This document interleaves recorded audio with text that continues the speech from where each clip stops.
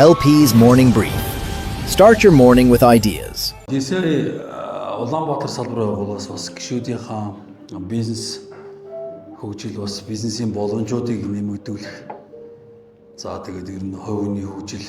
За энэ стратеги зорилгын хүрээнд бас энэ LP's Morning Brief гэдэг нэртэй бас өглөөний уулзалтуудыг зохион байгуулж байгаа. За өнөө өглөөний хувьд одоо 4 дахь уулзалт нь болох гэж байна. За бидний хувьд эхний уулзалтаар одоо Америк, Израилийн, Иранд хийж байгаа цэргийн ажиллагаа болон одоо Ормозын хоолойдох одоо энэ нефт, ойл танкеруудын асуудал хийдийн зэгт хэрхэн нөлөөлж байна. За хоёр дахь сэдв бол AI хэмэл оюун ухааныг бас бизнест хэрхэн одоо ашиглах талаар явсан бол за гурав дахь дугаар нь бизнесийг хэрхэн амжилттай босгох талаар бас явсан. Үн санхүүгийн нэгдлийн тусгай дарга бадралтай. За тэгвэл өнөөдөр өглөө арай жоох одоо ингэж сэдв маань ингээд нарийнсж байгаа хамгийн генерал сэдвээс эхлээд ингээд нарийнсаад за өнөөдөр өглөөний сэдв бол хөрөнгөний зах зээлээс одоо өгөөж хэрхэн хүрдэх вэ? За хөрөнгөний зах зээл дээр ямар боломжууд байдаг талаар өнөөдөр өглөөнийхөө бас цуврал уулзалтыг эхлүүлж ярилцах гэж байна. За тэгээд манай өнөөдөр өглөөний одоо зочноор бол за Тэнгэр Капитал одоо компани, үндэсний компани төлөөлөл үүдэлцэн үеийн дарга Ган Эрдэнэ захирал маань ирсэн байна. За өглөөний өдрөө. За манай Ганаа захирлын хувьд бол бас Голомт Капитал гэж одоо Монголын үндэсний брокер дилер андеррайтингийн компани одоо тэргүүлэгч компани гүйцэтгэлээр одоо бас сүүлийн 5-6 жил ажилласан.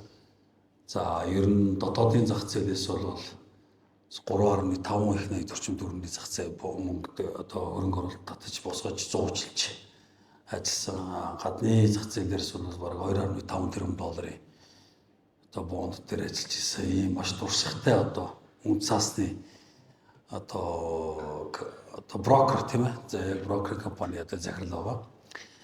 За тэгээд өнөөдөр бидэнд бол маш сонирхолтой сэдвүүдээр бид нар хөрөнгөний зах зээлийн боломж нь юу юм, тэнд яаж ажиллах гэдэг сэдвүүд ярина. Тэгээд манай Ганаа захирал бас өөрийгөө гоё танилцуулаад хоёул өнөөдөр ярилцлага эхлэе да.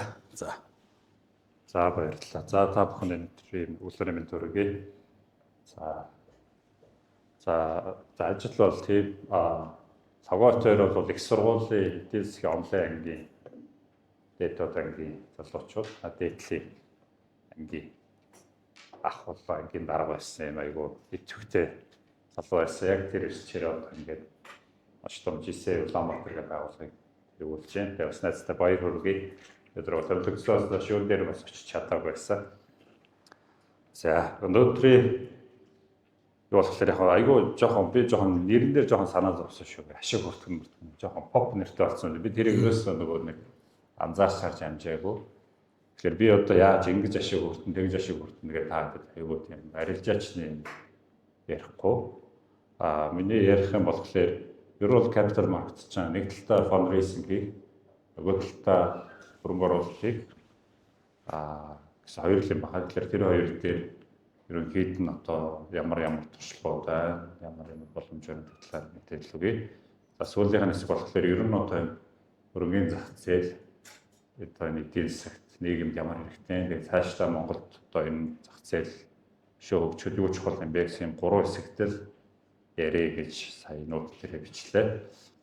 За тэгээд эхнийх нь бол одоо яг fundraising буюу их усүр татан төлөвлөх гэж байгаа. Тэгэхээр мэдээж энэ бол одоо бизнес эрхэлж байгаа эсвэл компани төрж байгаа тийм хүмүүс байгаа. Тэгэхээр хөрөнгөний зах зээл их усүр гэхээр та бүхэн сонссон байх IPO хийх, бон гаргах, за тэгээд хаалттай өрөөний санхүүжил татах, эсвэл одоо компани зарах, эсвэл нийлэх, M&A гэж ярьдаг тийм нэгдэх салах гэл бүх төрлийн одоо тэр хөрөнгө бүрдүүлэх боломжийг хөрөнгөний зах зээлээр буюу илүү одоо тийм мэргэжлийн байдлаар их боломж нээлттэй байдаг. За та бүхэн мэдэх юм бол жишээлх юм бол за IPO бол нэлээд компани хөгжлийн бас нэлээд том шат одоо сүүлийн жилүүд дэлхийн IPO, банкуудын IPO гэх мэт тэгэхээр IPO-с илүү бондыг онцлоод ярив. За одоогийн байдлаар Биржийн бус зах зээл дээр 5.80 гаруй төгрөгийн бонд бүртгэгдсэн байгаа. За нээлттэй зах зээл дээр засгийн газрын бондыг оруулахгүйгээр бараг 1.80 гаруй төгрөгийн бонд бүртгэгдсэн байгаа. Тэгэхээр бонд буюу ерөнхийдөө олон нийтээс зээл авах байдлаар санхүүжилт бүрдүүлэх боломж бол дотоодын зах зээл дээр маш эрчимтэй төгжиж байгаа. Эдийн их найдаар харагдаж байгаа. За тэгэхээр тэрний дийлэнх хэсэгт бас миний би ингээд оролцсон. За дараагийнх нь хэсэг болохоор хөрөнгө оруулалт байгаа. Ер нь хөрөнгөний зах зээл рүү юу руу хөрөнгө оруулах юм бэ? Хүмүүс бол ер нь бол нийтээрээ хөрөнгөний зах зээл дээр хувьцаа авах гэж ойлгоод байдаг.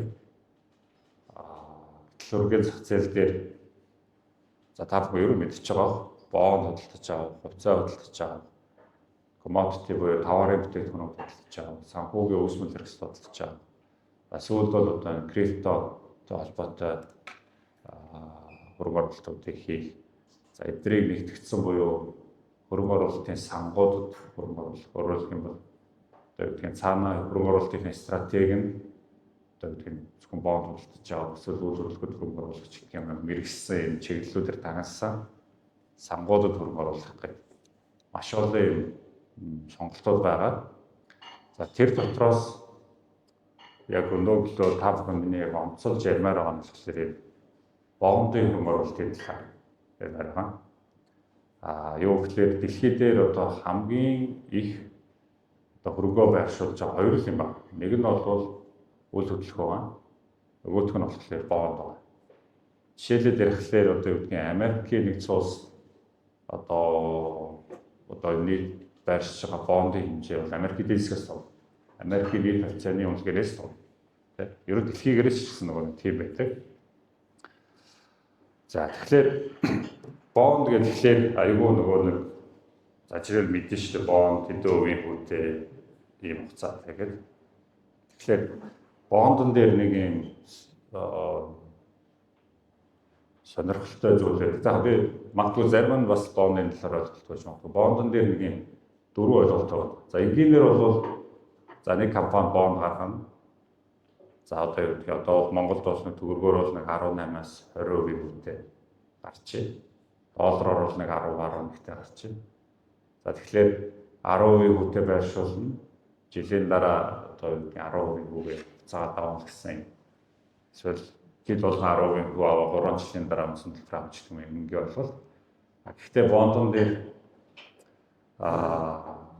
нэг ийм ойлголт байна. Үн хүү хугацаа өгөөж гэдэг нэг юм дөрвөн ойлголт байгаа байхгүй. За тэгэнгუთ одоо энэ дээрээс яг нэг юм сонирхолтой юм гарч ирж эхэлж байгаа. Та бүхэн одоо доллараар одоо хөрөнгөний зах зээлээр мөнгө удирдаад за ер нь бол дундчаар нэг 14-өөс 15% өгөөж. За зах зээлийн яг нэг юм эзэгтэй тааламжтай байх юм бол долларын дундчаар 20-30% өгөөж. За бүр юм экстрим юм тохиолдох юм бол 50-60% өгөөж. Тэгэх боломж байна. За тэгэнгუთ гайхчих шүү дээ. Одоо яаж гэдэг те. За тэр бодлого нөгөө нэг Монголын засгийн газрын бондонд хөрөнгө оруулаад долларын 30-35% өгөөж энэ төрөлт боломж байгаа байхгүй. Тэгэхээр яг сая хэлээд байгаа энэ хүү өгөөж гэдэг нэг юм хоёр зүйлээс хамаарат тэрний тэр өгөөж гэдэг ойлголт нь одоо яг энэ өндөр өгөөжийг гаргаж ирээд байгаа гэсэн. За одоо би ямар ярьж байгаа болохоор та бүхэн дараа нь асуугаарай. Би нэг аль болох чадхаараа нөгөө нэг тайлбарлахыг байна тий. Бонд болохоор ингээд за юу гэх юм нэг юм үн буюу 100 гэсэн ихэвчлэн 100 гэсэн үгээр гардаг. Тэгээд танаас одоо юу гэх юм нэг 100,000 доллар хөрөнгө оруулалт хийсэн бол 100,000 буцаад төлдөг. Дунд нь нөгөө амлсан хүүгээ өгдөг тий. За тэгэнгუთ өгөөж яаж өөрчлөгддөг вэ гэхээр хамгийн сүүлийн жишээгээр тэгэхээр өөрчлөлтийн цэглэгээ станц гэдэг бонд олон улсын зах зээл дээр 300 сая долларын бондыг гаргасан. За 99-80 гэдэг нэг 100-аас жоохон бага мээр гаргасан. Хүүн 11.5% хүүтэйгээр 5 жилийн хугацаатаар гаргаж байгаа. За гэтэл бонд гараад ерөөсөө 2-7 хоногийн дараа бондын нь 105 болж байна. За тэгэхээр энэ дээрээс энгийн логик юу вэ гэхээр 100-ийн эмийг 105 гэ 5 доллараар илүү зарчиж шүү дээ. За тэгэнгүүт дараагийн 105-аар худалдаж авч байгаа хөрөнгө оруулагчийн хувьд 5 жилийн хугацаанд нийт олж болох байсан өгөөж чинь нэг 11.5-ыг 5-аар урж ихлээр одоо тийм 57.8% өгөөж шүү дээ. Тэгэхээр нийт тэр 57.8%-ийнхаа өгөөжөөс 5-ыг л хасчихж байгаа. Тэгэхээр 5-ыг хассан ч гэсэн миний жилд ногдох өгөөж бол нэг 11.5 байж байгаа гэсэн үг байна. Тэгэхээр шинэ хөрөнгө оруулагч гарч ирээд за надад бол 11.5% өгөөж авах болно. Хангалттай бас сайн өгөөж байна. Компанийн нэрслэл нь гайхам байна гэж хүлээн зөвшөөрөөд зах зээл дээр арилжаа хийчихэж байгаа учраас эхний хөрөнгө оруулагч бол шууд 2-7 хоногийн дотор тэр 5% зүйл хадгалсан. Тэгэхээр энэ үйл явдлыг аюул богино хугацаанд хашиг.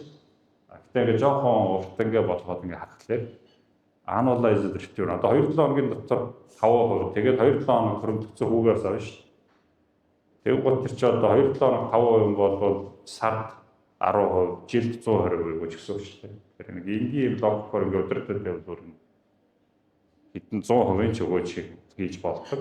Тэгсээрээс хавцаа шиг нөгөө нэг тэр чигтээ унаа одоо хамгийн муугаар бодоход одоо 105 дээр авсан хүн хоолд бол байж байхад бондын ханш тэр дунд ингээд өсөж буураад 900 юм болно. Гэхдээ эцэстээ тэр буцаал 100-аараа төлөвлөд дундаа хөвгөд авчиж байгаа учраас нөгөө downside risk багтай.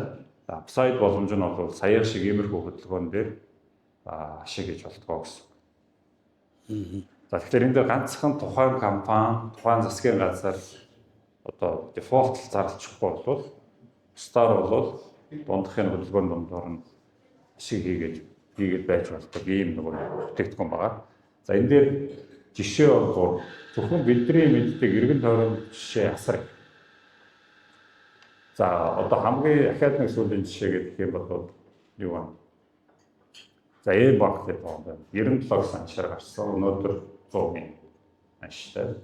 Гараад нэг хагасчил болж байна. Хагасчил 4-5 сар болж байна. Энэ хооронд бас ялгаагүй ингээд хүүгээ авахгүй болчихно. Аншийн зөрүүгийн хавуулжийг нэг ортчихно. За нэг ойролцоогоор жилийн өмнөх жишээ гэхээр Голомт банкны жишээ байна. Голомт банкны бас улс гаргасан бонд 97-ыг 140 тогс аншаар гарсан. За гараад бондын ханш 104.5 хүрсэн. 104.5 хүрж байгаа өнгөрсөн хавар жагсаал болсон шүү дээ. Тэгээ жагсаал болгонгууд ерөнхийдөө гадны инвесторууд чинь Монголд одоо бас докторгүй амьдлс чинь гээд хамгийн дөрөв банкны бондын ханш огцсон болсон. Голомт банкны бондын ханш 92 болж байгаа. За тэгэхээр чи Голомт банк тэр үед яг ингээд одоо процесс зөрчилтэй хавлыг хийгээд 24 оныхоо гүйцэтгэлийг зарлаа. Түүхэнд хамгийн өндөр ашгаа хийсэн. Гаднаас асраг фандрейзинг хийсэн. Бүх харьцаа үзүүлэлт бүх юм сайжирсан байхад маркет бол зөвхөн нөгөө нэг улсын нөхцөлгүй байдлаас хамаарат бонд ханш 92 хонж байгаа. За тэгэхээр бид нар бол жишээлбэл манай харилцагч нар бид бүхэн бол шууд тэр бондыг ер нь бол эргэлзэх Голомт банк дампуурах уу гэдээ асуухад үгүй энэ ямар ч тийм мэдээлэл алга байна гэж зорилттой бодлоод авч байгаа. Дахиад нэг сарын дараа бонд ханш 100%. Тэгэхээр сарын дотор долларын 10% өгөөжийг ингээд хийж авч байгаа гэсэн. Тэгэхээр нөгөө нэг хувьцаа шиг эсвэл нөгөө option FX forex morex шиг криптометр шиг ингээд амар их юм одоо юм савлгаагүйгээр бондынхаа ханшийг ингээ харж байгаа одоо ингээ зөв байрал дээр нь ороод тэгээд долларын сар өгч өгөхтэй боломж өгдөг. За засгийн газрын бондын жишээ бүр одоо хөгжилтэй жишээ байна. Бид 22 онд байна уу 23 онд нөгөө нэг валютын хязгаарлалт болсон шүү дээ. Нэг $500 ч $1500 илүү өгөхгүйгээд багтав. Гэсэн чинь Bloomberg дээр нэг мэдээ гарчиж байгаа байхгүй юу? Монгол ингээ валютын хязгаарлалтанд орлоо гэдэг. Тэгээд гадныхан хэрэг тэр зүгээр л мэдээ байсан. Нэчгээс тийм хязгаарлалт яваад Монгол нэлээд удацсан байсан. Гэсэн чинь Bloomberg дээр тэр нэг мэдээ болоо гарсан чинь гадныхан ер нь бол Монгол зурчиж байгаа юм байна гэж. Гадны мондог том хөрөнгө оруулалтын сангууд ч гэсэн одоо юм panic sale гэж юм хийж байгаа байхгүй. Монголын засгийн газрыг яг одоо нэг дефолт болгож байгаа юм байна. Тэгээд нэг 5 жилийн дараа Монголын 2 бонд төлөвлөгөөр тийм засгийн газрын бонд төлөвлөгөөр байж гисэн. Тэгвэл Монголын бондын ханшгүй 100-аас баян алын руу орж байгаа. Өөрөөр хэлбэл гадны нэг том хөрөнгө оруулагч нар за би нэг 10 сая долларынхаа ядаж 7 сая долларыг нь олж авъя гэсэн тийм сэтгүүгээр зарж эхэлж байгаа. Тэгвэл бид нар ахаад биш Монголын засгийн газар чинь одоо дефолт болох гэж байгаа гэж асууж байгаа. Тэгмүү тэр үед нөрсний экспорт сайн байсан, манай бодлого гав байсан. Хоёрд ер нь Монголын нөгөө засгийн газар хизээж бондоо дефолт болж үзээгүй байсан. Хоёрдугаар ер нь Монголын засгийн газар дампуурчих юм бол одоо угаасаа Монгол дотор бид нар амьдарч байгаа, бид нар Монгол хөрөнгөө барьшуулж байгаа. Дагаад ер нь бүхэн дампуурах байхгүй. Наамдаж бол хэдэн банкуд шууд дагаад дампуурах. Тэгэнгүүт тэгээд Монголд байгаа бидний хамгийн эрсдэлгүй зүйл чинь Монголын засгийн газар ш. Тэгээ бид нар бас зоригтойгоор тийшээ хөрөнгө оруулалт хийж ирсэн. Монголын томоохон хөрөнгө оруулагч нарт бас хөрөнгө оруулалт санал тавьж ирсэн. Хамгийн өвчлөлтэй жишээ нь бүр нэлээд том нэг хөрөнгө оруулагчид 20 сая доллар байсан. Та 20 сая доллараар жишээ хөрөнгө оруулагч. Бидний төсөөлөөр маш богино хугацаанд ойролцоогоор за 35% гэх байгаа нь 17-8-20% биш нэг 4-5 сая доллар ашиг хийнэ гэж санал болгосон. Тэгээд тэр хөрөнгө оруулагч ороогүй. Тэгээд тэр хөрөнгө оруулагч өөр нэг арилжааны банкнд мөнгөө за миний ойлгосноор 3-4% байршуулсан. Тэгээд тэр хөрөнгө оруулагч маань юу гэж хариулсан бэ гэхээр би Монголын засгийн газарт итгэхгүй байна гэж хэлсэн. Тэгэхээр Монголын засгийн газар маань дотоодынхоо хөрөнгө оруулагч нарыг ч гэсэн одоо бизнес эрхлэгчдэрийг ч гэсэн одоо тийм нэг өөрөлдөх юм бол тэр хүн бизнес эрхлэгч нэг яг ийм бондын арилжааны талаар нэг ойлголтгүй байснаас болоод тэр боломжийг хүртэж чадаагүй. За тэгэл муу ялгаагүй ханш унсан за жоохон дурсан тэгэл Монголын бондуудын ханш. Ойд өгөөж нь 35% шүрүүгээд одоо өнөөдөр Монголын бондын ханшны өгөөж нь 6-7 ш. Тэгэхээр гэх мэтчлээ одоо ийм за MMC-ийн жишээ, Mid Bond-ын жишээ зөндөө олон юм жишээнүүд байдаг. Тэгэхээр за та бүхэнд ойлгож байгаа шиг мэдэхгүй. Гэхдээ ямар ч байсан бондын одоо ханшийн өөрчлөлт гэдэг зүйлээс ийм байдлаар гадаад бондон дээр өгөөж хүртэх боломж сайж байна. За дотоод бол ойлгомжтой. Дотоод дээр бол ханшныг савлаад байхгүй. Гэхдээ өгөөж нь маш өндөр 17, 18, 21-тэй хамгийн энгийнээр гадаад бондон дээр бас нэг юм хөгжөлтэй байж байгаа. Та болон банкны бондоор долларын хадгаламжийн өгөөж 3%, бодлого хөгжлийнхаас 3%, тэгсээрээс бондын өгөөж 10%, 11%. Тэгэхээр ер нь хадгаламжийн найдвартай, бонд найдвартай гэвэл бонд нэлээд найдвартай. Яг тэгэхээр энэ олон улсын одоо хууль дүрм журам гэрээлцлээ гадны хөрөнгө оруулагч нарын өмнө хүлээж өөр хариуцлага гэтэл өгөөж нь зүгээр одоо харилцагчдын хувьд мэдээлэлгүйгээс болоод банкн дээр ч баг 3 тэрбум доллар зүгээр банкуд эсвэл харилцагтай байж байгаа шүү дээ. Борон башлаа. За бондын зах зээлийн талаар бол маш тодорхой ярьлаа. Ер нь бол за 10 жилийн өмнө бол бондын зах зээлийн боломж маш бага байсан. За ер нь би ч арилжааны банкнд бас олон жил ажилласан. Тухайн үед бол банкуд гадаад зах зээл дээр бонд гаргаж ирсэн. Худалдаа хөгжлийн банк тийм ээ. За дараа нь ингээл голон тоног гэх юм уу тийм. Дотоодын компаниудад бол бондыг гаргах бүр том одоо энэ том аж ахуйн нэгжүүд бонд гарна гэхээс жижиг компаниуд бонд гарах төлөвлөн байгаагүй. За тэгээ ер нь бол нөгөө over the counter гэж яддаг тийм OTC маркетинг хууль шинжлэгдэж энэ журмын шинжлэгдснээр дотоодын зах зээлүүд бол одоо хөрөнгөний зах зээл дээрээс мөнгө татах босох боломжууд нэлээд гарсан. Тэгэхээр энэ бондын зах зээл бол хөрөнгө оруулагч талдаа хөрөнгөний одоо хөрөнгөө удирдах байгаа хүсэлтэй хүмүүст бол нэлээд том боломжийг олгодог талаар бас манай гаан Эрдэнэ сая ярьлаа. Тэгвэл засгийн газрын бонд гэдэг дээр Англи засгийн газрын бонд 260 орчим жил яваад 15 онд би хаагдсан санагдаж байна. Тэгэхээр тухайн нөгөө Наполеонтой хийжсэн тайм англичуудын хувьд мөнгө санхүүжүүлэх шаардлага гараад консорс гэдэг бонд гаргаад тэгээд 260 жил явсан бонд байгаа гэж бодлоо. Тэгэхээр Английн засгийн газар бол hedge stamp орохгүй шүү дээ.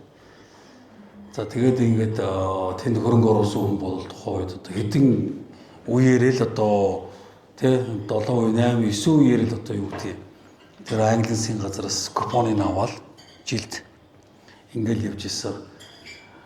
Ийм гоё кейсүүд байж идэг нэмэлтээр хэлэхэд ер нь бол нөгөө Австралийн засгийн газар 100 жилийн хугацаанд бонд гарлаа гэсэн би бас мэдээ сонсч ирсэн. За ер нь бол хугацаад тийм бонд бол байж идэг. Тэгэхээр ер нь аливаа орны засгийн газар бол одоо дампууртлаа дефолт зарлалаа бас нэлийн хол цайнд байгаа. За энэ бол тэгэхээр засгийн газрын бонд бол өндөр өгөөжтэй хэрхэн ямар моментод яаж худалдаж авах уу, үнэ нь яаж өсөх үү гэдэг дээр тэр тоглолтуудыг хийж болох юм бол өндөр өгөөж бол үрж болчихно тийм ээ. 100-аар гэсэн юмыг буцаагаад одоо заримдаа одоо Микийн бонд энэ төр чинь тэгдэж штэ нөгөө хэмжээний 300 сая долларын бонд гаргачаад хэрвээ энэ бондоо та сунгуул 105 шүү гэдэг үнд санал болчихдог байхгүй. Би одоо тийм жишээг санаж байна. Өөрөөр хэлбэл та томоогоо хөрөнгө оруулагч нар тэгэхээр ерөөсөө нэг 2 хоногийн дотор ч юм уу шууд 5% өгөж авч байгаа. Плюс купон нөгөө юу даавна, өгөөжүүдээ авна. За тэгээд тэр бондыг одоо жишээ нь миний ярьж байгаа хэрвээ заримдаа ундаг гадны хөрөнгө оруулагч нар тий манай улсын улс төрийн төвтргүй байдлын тэр янз бүрийн юмнуудыг одоо бас үнэлж хагаад ковид мовид үеэр бол 100-ийн бонд 60 мар хүртэл унжсэн кейс бидэг. 60, 65, 70 хүртэл.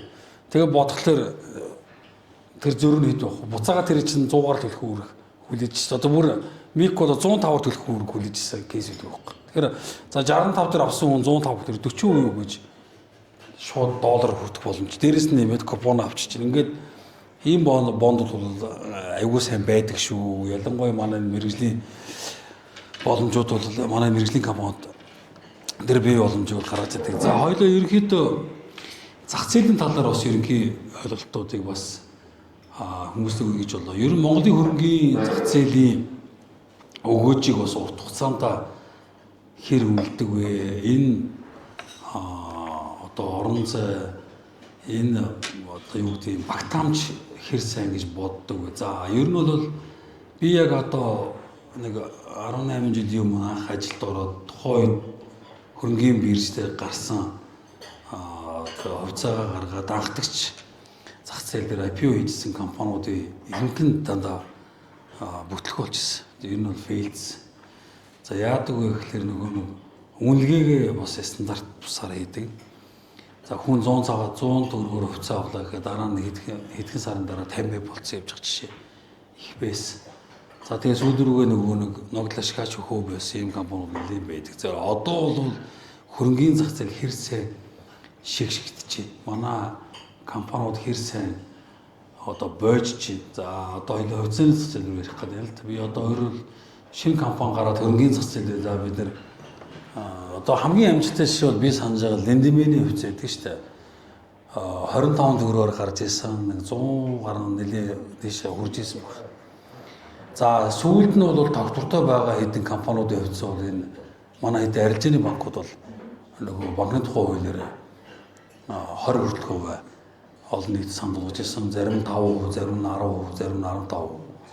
За хаан банк бол нэг тогтвортой ингээд том институт учраас зах зээл дээрээс одоо 100 орчим төгрөгөөр гаргаад 1400 хүрэл тэгээ дунд чинь нэг ханшиг барайл ингээд явдаг. За ер нь хөрөнгийн зах зээл хэр би одоо бойдсон бэ? Ер нь энэ зах зээл цаашаа боломж нь хэр вэ? Энийг бас одоо танай компани юу гэж харж байна? Өөрийнхөө хувийн зүгээс юу гэж харж байна? Зэ. Юу дээр тодорхой бондыг тэгээд дуусгаад ер нь бол бонд тийм байгаа шүү. Айгүй өндөр өгөөжтэй дунд нарилжаа гэдэг өгөөж.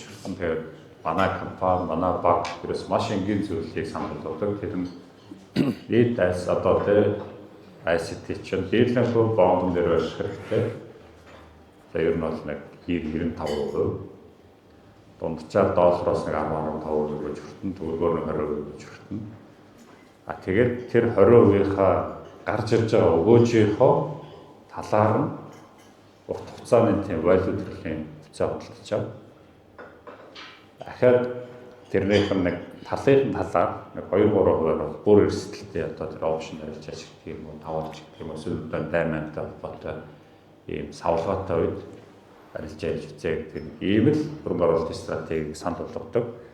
За тэгэд сая яг лого захирлын асуусанчлан дотоодын зах зээл дээр бид нар бас ер нь байршуулаарай гэж санал болгож байгаа. Тэр яагаад вэ гэхээр ер нь нөгөө нэг юм хувьцаа худалдаж авах гэдэг чинь нэг юм 3 хэмжээст ойлгочих байгаа. Хизээ, ямар хувьцааг, ямар үнээр бодолдож авах вэ? Тэгээ хизээ гарах вэ гэдэг юмудаа бодолцож хөрөнгө оруулах хэрэгтэй. Тэгээ Монголд болохоор ер нь бидний амьдарч байгаа энэ эдийн засаг дэг жаагч ерөөс эрэл дийлүүлэлт гэсэн юмар л одоо зохицуулж байгаа шүү дээ. Тэгвэл Монголд бол одоо ингээд одоо ч саяхан нэг банкуд IPO хийгээд IPO бол официальны нийлүүлэлт хийж юм ингээд асар ихсэн. Нөгөө талд нь нөгөө юм хөрөнгө оруулагч нарын юу ч юм хязгаартай ш. Дээр нь мэрэгжлийн хөрөнгө оруулагч Монголд байхгүй, ялангуяа офицер урд мэрэгжлийн хөрөнгө оруулагч байхгүй гэсэн болоод нийлүүлэлт нэгссэн эргэлт нь бага. Энээс болоод компаниудын хувьцаа бүр асар хямдхан байна. Асар хямдхан байна. Одоо би та бүхэн нэг жишээ нь хэлж байна. Ер нь хувьцааг үнэтэй байна уу, хямдхан байна уу гэдэг юм нэг юм 3 гол юм аа үзээд. Тэр нь болохоор үн ашигын харьцаа. Тухайн компани зах зээл дээр ямар үнэлгээтэй байна, тэр нь хэдэн жилийн ашигтай тэнцүү хэмжээтэй үнэлэгдэж байна гэдэг юм зүйлт байгаа. За тэгэхээр та бүхэн боддоо зарим компаниуд 2 жилийн ашигтай тэнцүү үнэлэгдэж байна. Зарим компани 3 жилийн. Та бүхний одоо мэд айгүй том компаниуд нэг дунджаар нэг 3-4 жилийн ашигтай тэнцүү үнэлэгдэж байгаа байхгүй. Тэгэхээр та бүхэн ч одоо ингээд бизнес хийх гээд хийж байгаа шүү дээ. За тэгээд нэг тэрбум төгрөг гаргаад бизнес хийсэн чинь тэр бизнес чинь дараагийнхаа жил за нэг 30% ашиг шууд орж ирэхгүй болоод ерөө зүгээр энэ хугацаанд худалдаад авсан юм. Яалаар энэ чигээ засаглан тогтсон, бизнесэнд тогтсон, зах зээлээ эзэлсэн. Тэгээд хөрөнгө оруулалт чинь дараа нь 30% өгөөж 30% өгөөж өгөх компаниуд ингээд хангалттай байгаа. Одоо жишээлх юм бол Голланд банкны үн ашигын харьцаа 3, Ленди 2.8, Монголын өргөгийн бирж 3.5, Мандал даатгал 3.8, Хүүпэй 3.8, Хаан банк 4. Тэгэхээр хүмүүс ингээд хувьцааг худалдаж авчаад ингэж бодоод оо хашин болсонгүй. Ноогдлаа шиг өгөхөд тараасангүй гэж бодоод байна. Гэхдээ тэр компани цаанаа ингээд ашгаа олоод тодорхой хэмжээний оруулагчаар хараад зөвхөн тэр хувьцааны ханш хөдөлсөж хөдлөөгүй ч бай тэр хөрөнгө оруулсан бизнесээ чинь ингээд өөр нэмэгдээ үр ашиг нэмэгдээ хэлээд байж байгаа. Тэгээд хизээ нэгэн цаг тэр нөгөө нэг Монголд нөгөө эрэлтэн байхгүй буюу нөгөө институционал инвестор байхгүй байгаа учраас л ингээд ашигтай хөдөлгөөн байхгүй. Гэхдээ энэ бол хизээ нэгэн цаг яг энэ зах зээлийнхаа жишгээр өсгөх байхгүй. Хоёрдугаар олон улс ер нь бол одоо PE харьцаа буюу үн ашигын харьцаа 10-аас доошогоо байвал энэ хувьцаа хямдхан байна гэж үздэг. Одоо та бүхний бидний мэддэг технологийн компаниудын одоо PE харьцаа чинь 200%, 300%, 100 шүү дээ. Тэгээд одоо Apple гэдэг компани үн ашигын харьцаа одоо миний санаж байгаа 78 чирээд 78 жилийн ашигтай тэнцүү үнэлэгдэж байгаа. За одоо Tesla бол бүр 200% явж байна. Тэгэхээр гадны технологийн компани үн ашигын харьцаа одоо үнэлгээ бол 1 жилийн ашигаас 200 дахин үнэлэгдэж байгаа. Монголын компаниуд 2 жилийн ашигаар 3 жилийн ашигаар үнэлэгдэж байгаа.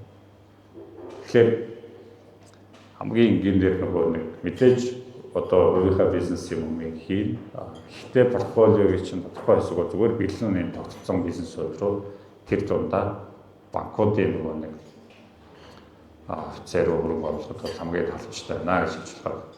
За дараагийнх нь нэг шалгуур нь бол тэр өмнө дансны үнэ гэж байгаа байхгүй. Тэр нь болохоор зах зээлийн үнэлгээ өөрийн өрнөг гэдэг юм хэлцээ байхгүй. За тэгвэл одоо Монголын компаниуд өөрийн өрнөгөөсөө багаар зах зээл дээр үлдэж байна. Одоо төрийн банк бол өөрийн өрнөгийнхөө 50% үлдэж байна. Худалдаа хөгжлөд өөрийн өрнөгийнхөө 60% үлдэж байна. Одоо сая өчигдөр ханш нууцсан байсан бараг 50% үлдсэн баг.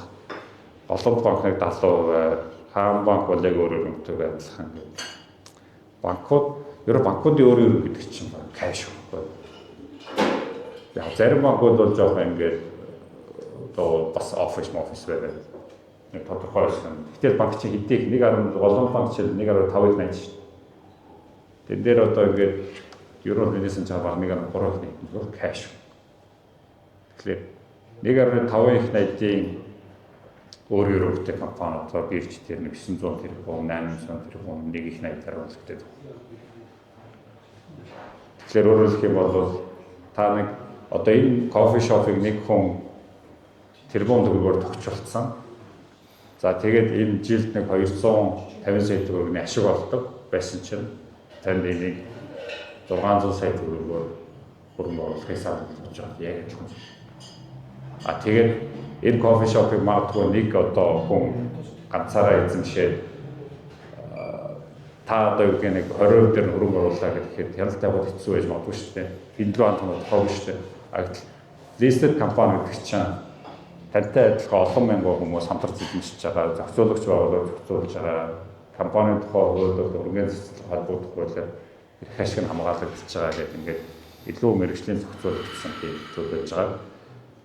За тэгээд догтлошгүй өгөөж жишээлбэл Coupay догтлошгүй өгөөж 18%, Нандал 17% гэх юм. Апу 13%. За банкуудын догтлош бол дорой ээж нэг 6%. Тэгэхээр хэлэх гээд байгаа санаа нь Монголын өргөний зах зээл боломж ямар байна гэхлээр тэр чигээрээ хямдхан хувьцаа харж байгаа одоо хөрөнгө оруулаад за тэгтээ урт хугацаанд хөрөнгө оруулаад одоо түрүүнийхээ багцынхаа нэг юм 5-10%-аар хөрөнгө оруулаад мартах хэрэгтэй болсон юм шүү гэж хэлмээр байна. За сая бол маш хэрэгтэй 3 имийг зааж өглөө та хэд маань энийг бас анзаарсан баг. Ер нь бол банкуудын хувьцааг яаж үнэлж байгаа гэдэгт ярьлаа. Тэгээ price to book гэдэг харьцаа шүү дээ. Чи ер нь бол нөгөө PB харьцаа гэдэг. За энэ бол ерөөсөө нэгээс доошоо байх юм бол тэр нөгөө өөрийнхөө нөгөө booking volume-гоос доошоо байна гэсэн үг байхгүй. Тэгээ өөр банкуд чинь цэвэр кэш, өөрөө дандаа цэвэр бэлэн мөнгөөр бүрдүүлж байгаа. Гэвч энэ харьцааг харж байгаад энэ доошоо бол хямдхан байна л гэж. Сая манай одоо Зэс Улаанбаатарын бас 2013 оны гэж манай 80 миллион ерөнхийдөгч бас өөрийнхөө Facebook дээр бичсэн байсан шүү дээ. Buy TDB, buy Хаан банк гэх тийм ээ. Тэгээ өчтөрхөн бичсэн байсан. Ягаад гэвэл яг л энэ зах зээлийн энэ зах зээлээр олон жил туршлагатай ажиллаж байгаа хүмүүс бол мэдж байгаа байхгүй. Эдгээр одоо ингээд кэшээр үнэлэгддэг өөрөөр ингээд бараг 100% кэшийн компаниудын үнэлгээ ингээд доошоо орчлоо эднийг аваачаа гэдэг. Зүгээр аюу гоё тийм маш гоё зөвлөгөө өгч байгаа байхгүй юу. Өөрөө л энэ чинь алдах юм байхгүй. Угсаа кэш байхаа. Тэгээ банкуд ч өөрөөр ингээд өгөөж ер нь нэг харж байгаад Хаан банк нэг 13-аас дээшөө 13% байдаг баг. За ер нь бол манай банкудаас доктортой айгүй айтайгаа ажилтдаг шүү дээ. Яг арай санхүүгийн компаниуд банксууд бол энэ өөрөөр ингэж нэлээд өндөртэй ажилтдаг баг. 25, 20-с дээшээ хувьтай ажилтдаг баг. Банк бол том одоо бүтцтэй, том одоо эрсдлийн том олон шалгууруудыг хангаж ажилтдаг гэхэд бол бас Монголын банкуд бол 10 орчим хувийн хөрөнгө гэж гэдэг бол би бас боломжийн гэж боддоо шүү дээ. Олон улсын банк руу гарахад бол энэс бага л байдаг. За хоёрдугаар нэг сэдв бол за ер нь за бондын зах зээл бол бас боломжийн байна. Хувьцааны зах зээл бас боломжийн байна. Хаанаас юунд яаж оролцох уу гэдэг энэ стратеги хэрэгжүүлэх хэрэгтэй юм байна. За тэгвэл ер нь хувь хүнд жишээ нь энэ өгөөж бий болох стратеги юу вэ? За өнөөдөр 100 сая төгрөгтэй хүн хамгийн багаар бодъё л да 100 сая төгрөг хүн өнөөдөр би хамгийн их ямар одоо юм одоо портфолио бүрдүүлэх боломж байна. За энийг бас хоёлаа яриа. За би жишээ нь бол одоо хүүхдүүдийнхээ хадгаламж, хүүхдүүдийнхээ одоо юу гэдэг хүүхдийн мөнгө те одоо энэ хадгаламж одоо ирээдүйн зорж байгаа юмуудыг бол бас банкуудын хувьцаа аваад тавьсан байт юм. За тэгээд ерөнхийдөө банкуудын хувьцаа аваад мартдаг. Авдар гэдэг стратегиэр яачдаг. Зарим жил бол тодорхой хэмжээний ногдол ашигуд орж ирээд ингээл явж идэг. За ер нь энгийн одоо манай одоо бизнес эрхэлж байгаа хүмүүс одоо энэ манай гишүүд өөрийн одоо цалингийн хоригдол гэх юм уу ийм юм аа аль руу нь ямар стратегиэр яаж орох вэ? Энэ дээр хэзээ өгч тийм ээ. Яа. За энэ жоохон таригад яаж нэг би ерөөсөө За тэгэхээр за хойгоор яах юм бэ? Хов хүний хувьд за та бүхэн зөвхөн асуугаарай. Би одоо яг та бүхэнд ойлгож байгаа юу үгүй юу гэсэн мэдхгүй жоо. Би бас иймэрхүү яриа өөрөө хийхдээ жоохон марав биш. Хов хүний хувьд хамгийн зөв хөрөнгө оруулалтын стратеги бол зөвхөн тогтвортой хоригдлол. Тэгээд тогтвортой хоригдлолаа түрүү хэлсэнчлэн ер нь зөвхөн бонд. 80% бонд тийм. Тэгээд тодорхой хэсгийг баг хувийг нь одоо сая хэлж байгаа юм. Процент. Тэгээд болов хадны процент бас. Яагаад гэвэл хүний амьдралд ч одоо юу ч тохиолдож болно. Гэвч хааш хэрэг болж болно. Нэг хувьцаа авчдаг ингээ айгүй гоочтой анхдхан байна үнэн. Гэхдээ яг гарьяа гэхлээр ханшин бас хямдхан болсон байж болно. Тэгэхээр зэрэгсэлтэй байхгүй. Тэгэхээр ер нь зөвхөн сайн бондуудыг тасралтгүйгээр тасралтгүйгээр хөрвүүлвэл. Тэгээд одоо гадуур ингээд хоригдлыг өгөөж гэдэг одоо ингээд аппликейшн платформод гарсан байна. Хэлбэр зүгээр брокеринг компаниудад бонд авч болж байна тийм. Нөгөө Альберт Эйнштейн хэлсэн байгаа шүү дээ. Дэлхийн 8 дахь гайхамшиг бол одоо нэг нийлмэл өгөөж юм хүүгээс хүү бодох гэдэг юм чинь бол бидний төсөөлтгөөс бүр утга учиргүй гайхамшигтай тийм зүйл байхгүй. Тэгээ би одоо өөрийнхөө компани нэг ажилтны хувийн тэтгэврийн хоригдлын жишээг ярихлын хүмүүс намайг бодлоо ярьж байгаа юм ч байна. Жишээлх бол манай 30 настай залуу энэ жишээ болгож ярьж байгаа шүү. 3.5 сая төгрөгийн цалинтай дахиад 35 жил манай компани тэтгэврийн хоригдлыг хийхэд тухайн ажилтны 35 жилийн дараа тэтгэврийн хоригдлын дунд 5-8 тэрбум. 5-8 тэрбум. Тэгэхээр хүмүүс одоо энэ бол байрч юм шүү. Тийм бол яг бодит.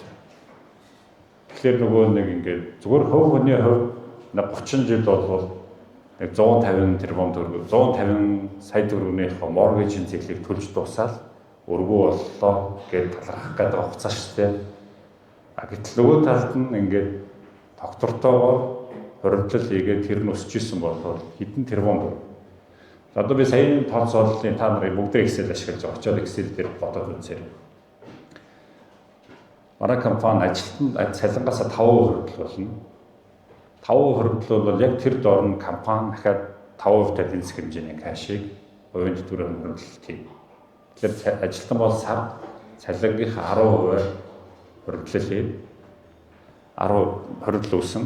За тэр нь нэг бид нар зүгээр нөгөө 20 дөрөвнийх шиг амар арилжаа гэж 30-40% өсөхгүй. 15% өсөх. Тэр нөгөө хоригдлуулсан мөнгө дахиад цалин 10% өссөн. За тэгэл Excel дээр сар болгон ингээд мөнгө хурагдлаа. Жилийн дараа нийт хурагж байгаа мөнгө нэг тооцооллынхаа суурьдун 10% нэмэгдүүллээ. Дахиад тэр нь хурагдсан мөнгө нь 15% өслөг ингээд яваад тэгэхээр би даруйнаар нэг 5-8 гэж хэлээд ер нь бол тооцоол 8 тэрбум гараад байна. За энийг тэгээ 20 настай залуугаас эхлээд тооцоолъё. Эсвэл 10 сая төгрөгийн цалинтай хүн дээр тооцоолъё гэж түрүү уншилтгүй тоо гардаг байхгүй.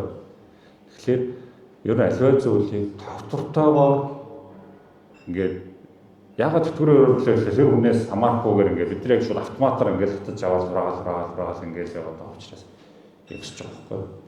Тэгэхээр миний нөгөө ярих гээд байгаа гурав дахь хэсэг capital market-ийн хамгийн дараагийн чухал зүйл юу вэ гэдэг тагалч юусэн. Хувийн тэтгэврийн сангийн тогтолцоо гэдэг байхгүй.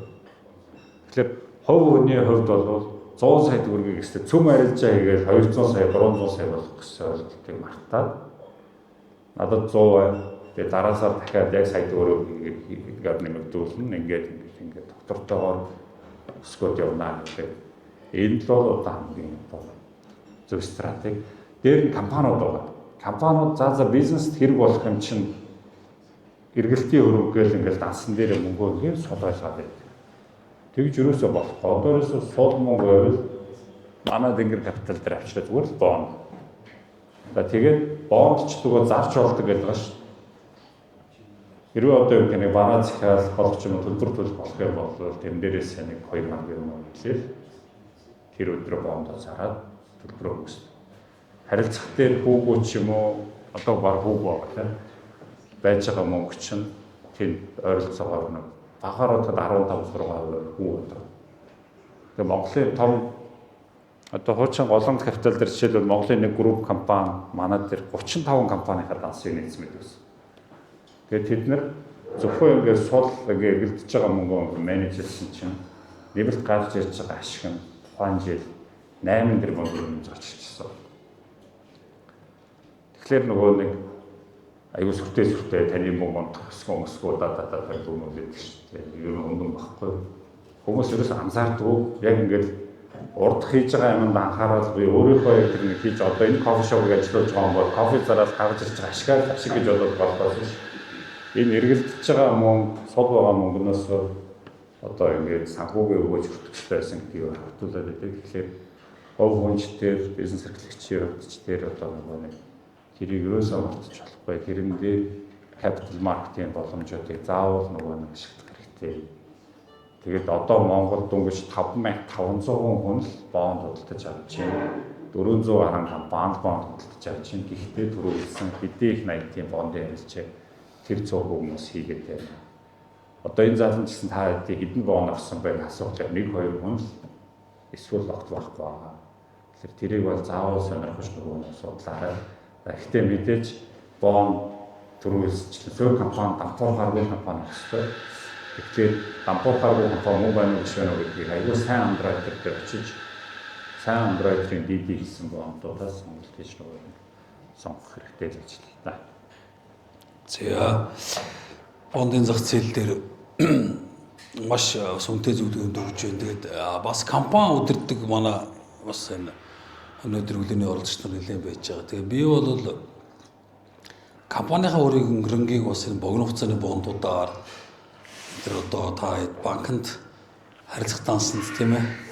За жилийн 1 2 3 4% хүү аваад ингээд баг зарим нэг жоохон компаниудад ажил ихтэй харилцахтаа ингээд мөнгөийг байлгаад байдаг байхгүй юу. За би ч одоо банкнд аржины банкнд олон жил ажилласан. Ялангуяа салбарын захирал, иргэдийн банкны захирал гэл одоо яг энэ харилцах компаниудын харилцах данстай их орох олон жил ажилласан. Байгууллагын банкнд ч ажиллаж байлаа. Тэгээ компаниуд бол тэр хөрөнгөө ингээд ерөөсөө огт ашигладаггүй. Харилцах таснаа байлгуулад байдаг. Яг банкны салбарт бидний хувьд бол тэр үнэгүй мөнгө байхгүй юу? Бидний хувьд бол тэгээд яг харилцах байгаа мөнгө бол тэр олон компани хүмүүсийн тэр олон хадгаламж эзэмшигчдийн одоо харилцах таснаа мартцсан нэг бодлоор бол арай мартаагүй л дээ. Гэхдээ тэрийг яаж ашиглахаа мэддэггүй асар олон компани байдаг. Тэр бол банкудад бол ашигтай. Чи бага хэмжээнд зардлаа. Гэтэ компани талаас одоо бизнес эрхлэх талаас харах юм бол тэр бол айгүй муу менежмент гэхгүй. За манай компани бол ер нь мөнгийг бол унтуулдаг.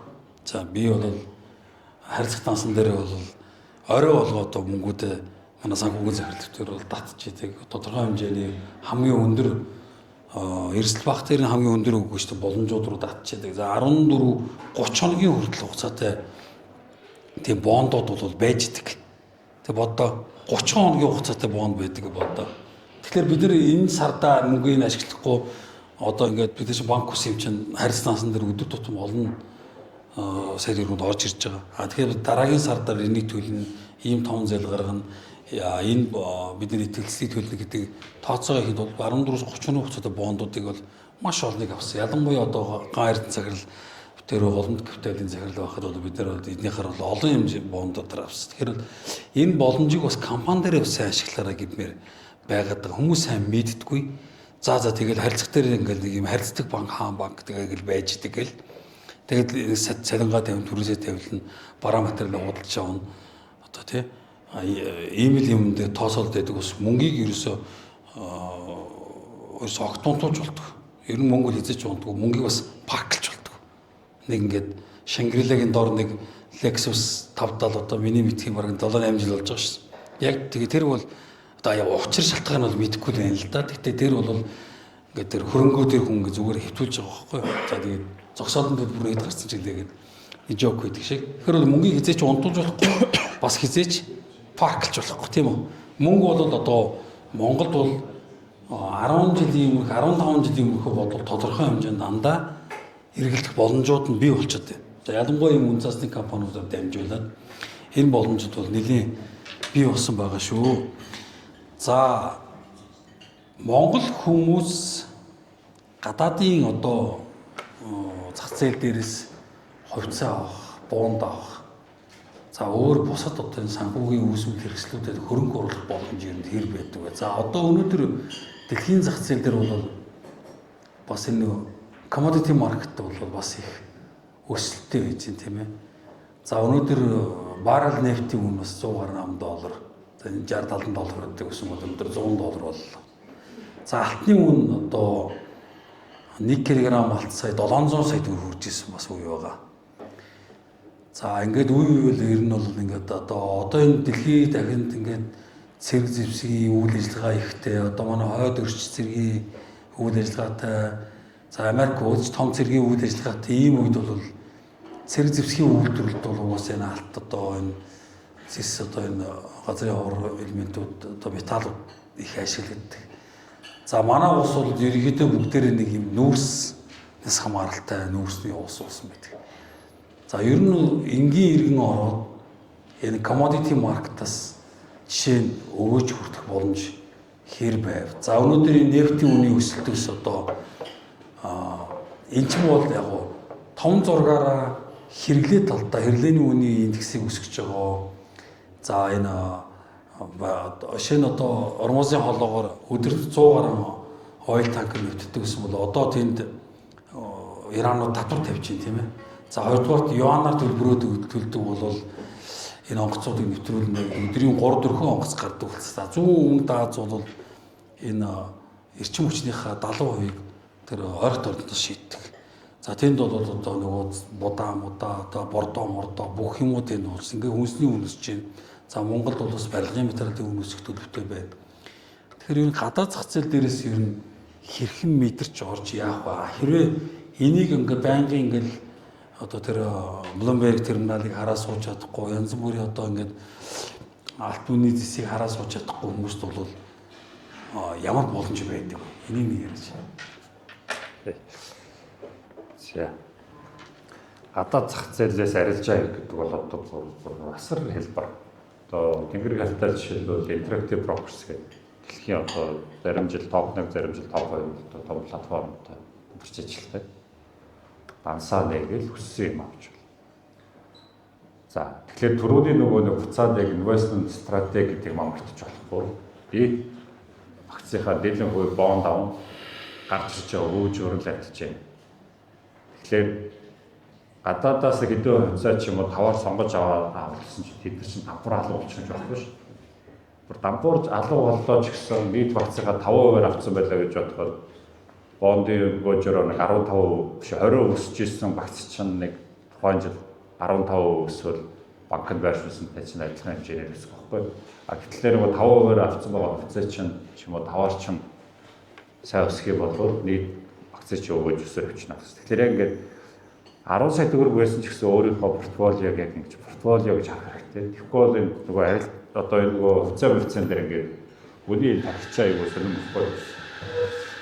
100 сая төгрөг дээрээс 2 сая төгрөгөөр нэг хувьцаа авчаад тэр 50% онцгойлоо ингээд шаналаад яваад байдаг. Тэгээд буцаж бүр тэрийг хармаарчгүй санагдаад гэдэг. Битээ санаа зов юм шиг ингээд нэг өгөөжөрөө би бол жилийн хугацаанд ингэсэн гэдэг. Яг хувийнхээ хувьд бол яг юм портфолио менежер шигээр дахиад ажиллах юм бол стресс багтай. Би голомт банкны IPO хийж байхад голомт банкны IPO-г сануулгад хөрөнгө оруулагч уулзаад явж исэн чинь нэг хөрөнгө оруулагч голомт банкны IPO сонирхоогүй байхгүй. Тэгэхээр тухайн технологийн компаниуд явцсан айгүй бууцсан. Одоо бидний Facebook, Meta гэдэг компани явцсан. $80 болсон гэсэн. Тэгэхээр манай залуучууд бол ингээд би ч гэсэн хувийнхээ хувьд бол энэ бол хэтэрхий амтхан байна. Одоо 300 доллар болж байгаа наад 80 болсон гэсэн. Тэгээ яг дахиад нөгөө асуултаа Meta гэж компани дампуурах уу? Бид нар одоо энэ сошиал медиа болон Facebook-ээс одоо болох уу? Дэлхийн 3 тэрбум төгрөг хэрэглэхээ болох уу гэж асуусан чинь үгүй байсан. Тэгэхээр ер нь энийг авчи. Ер нь бол нөгөө хувьцаа хизээ авах вэ гэдэг чинь чухал гэдэг чинь ер нь бол энэ ингээд хоёр л асуудал байгаа байхгүй. Энэ хямдтарсан байна уу? Нэг хоёр дахь нь энэ ер нь одоо нөгөө Nokia шиг зах зээл ашиглаад алуу болох уу байхгүй болох уу гэдэг юм асуувал үгүй бол аврагтай байхгүй. Тэгээ би тэр хөрөнгө оруулагчид заавчлаараа би голомтын IPO ярих гэж ирсэн ч гэсэн нэг ийм юм байна. Та хоёр тэр нөгөө над руу юу гэсэн би ер нь доллараар хөрөнгө оруулж хийдэг юм. Тэгвэл та Meta-г авчихаа ийм байна гэж гэсэн. Тэгээд яг чи тэр хүн ингээд жоохон л ошгоод өнгөрсөн. Meta-гийн хувьцаа сая $700-800 одоо буцаж байгаа нэг $570 байж. За ийм хавцааны өссөн жишээ бол зөндөө. Тэгэхээр ер нь бол зүгээр бидрээ ингээд зүгээр өдөр бол скрол хийж байгаа аппликейшн чинь шилжсэн англи чинь бусад жишээнүүд технологиудаа. Гэхдээ хизээч байгаа 100 сая төгрөгөө стайлж яана ингээд авчиж болохгүй.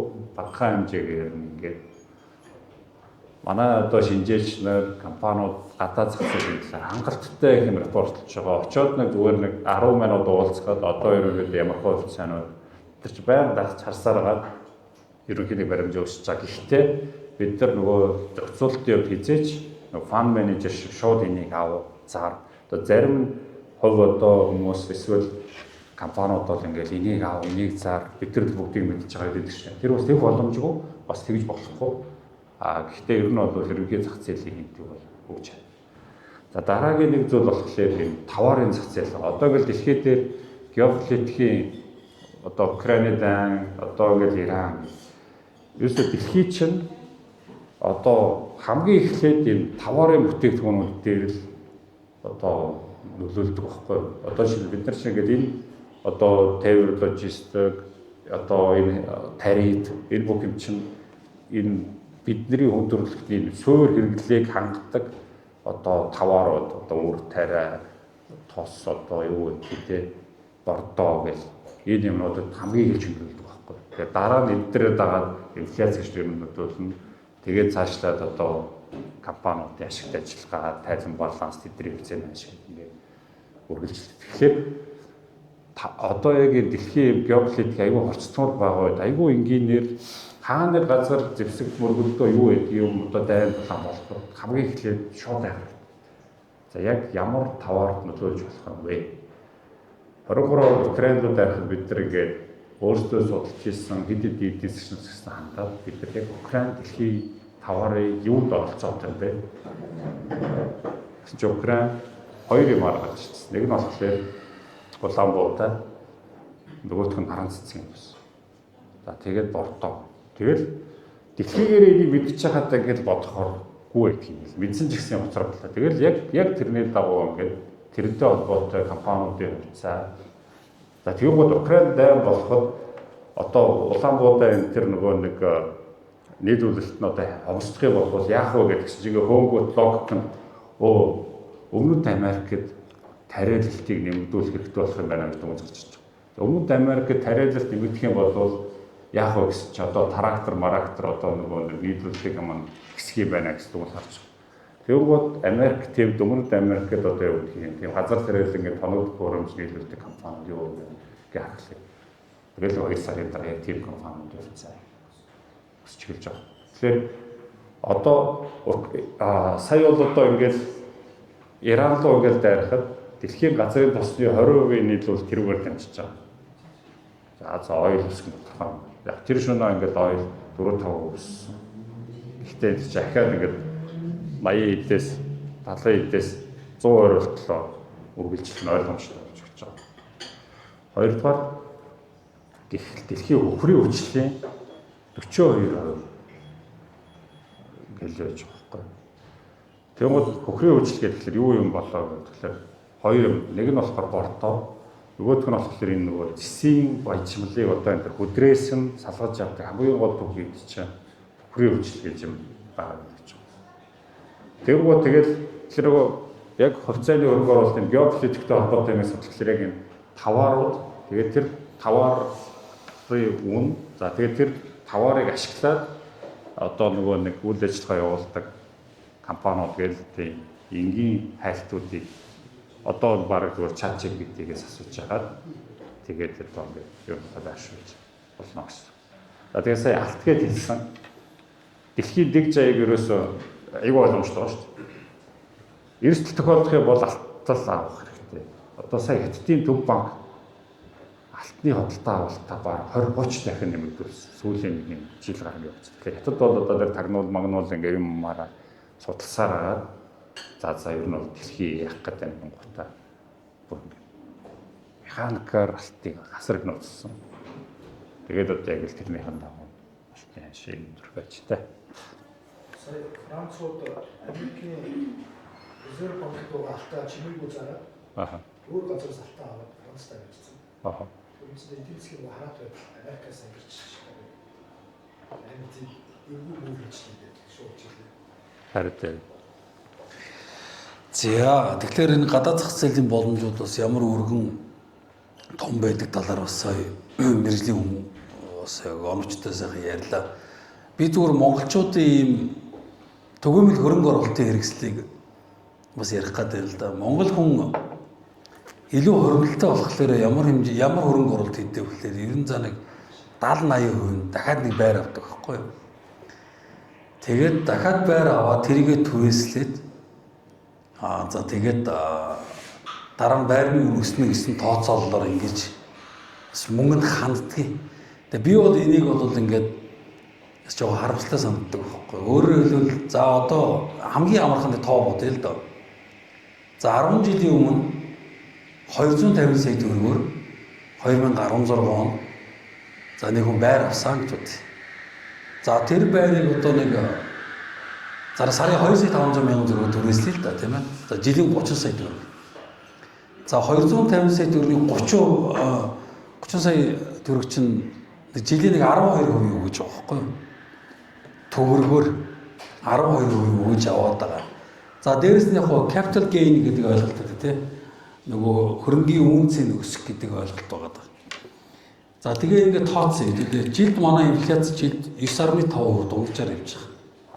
За 12-оос 9.5-ыг хасчихлаа 2.5% үлдчихэж байгаа байхгүй юу? Инфляц чинь нөгөө юм шиг идэвхэж байгаа шүү дээ.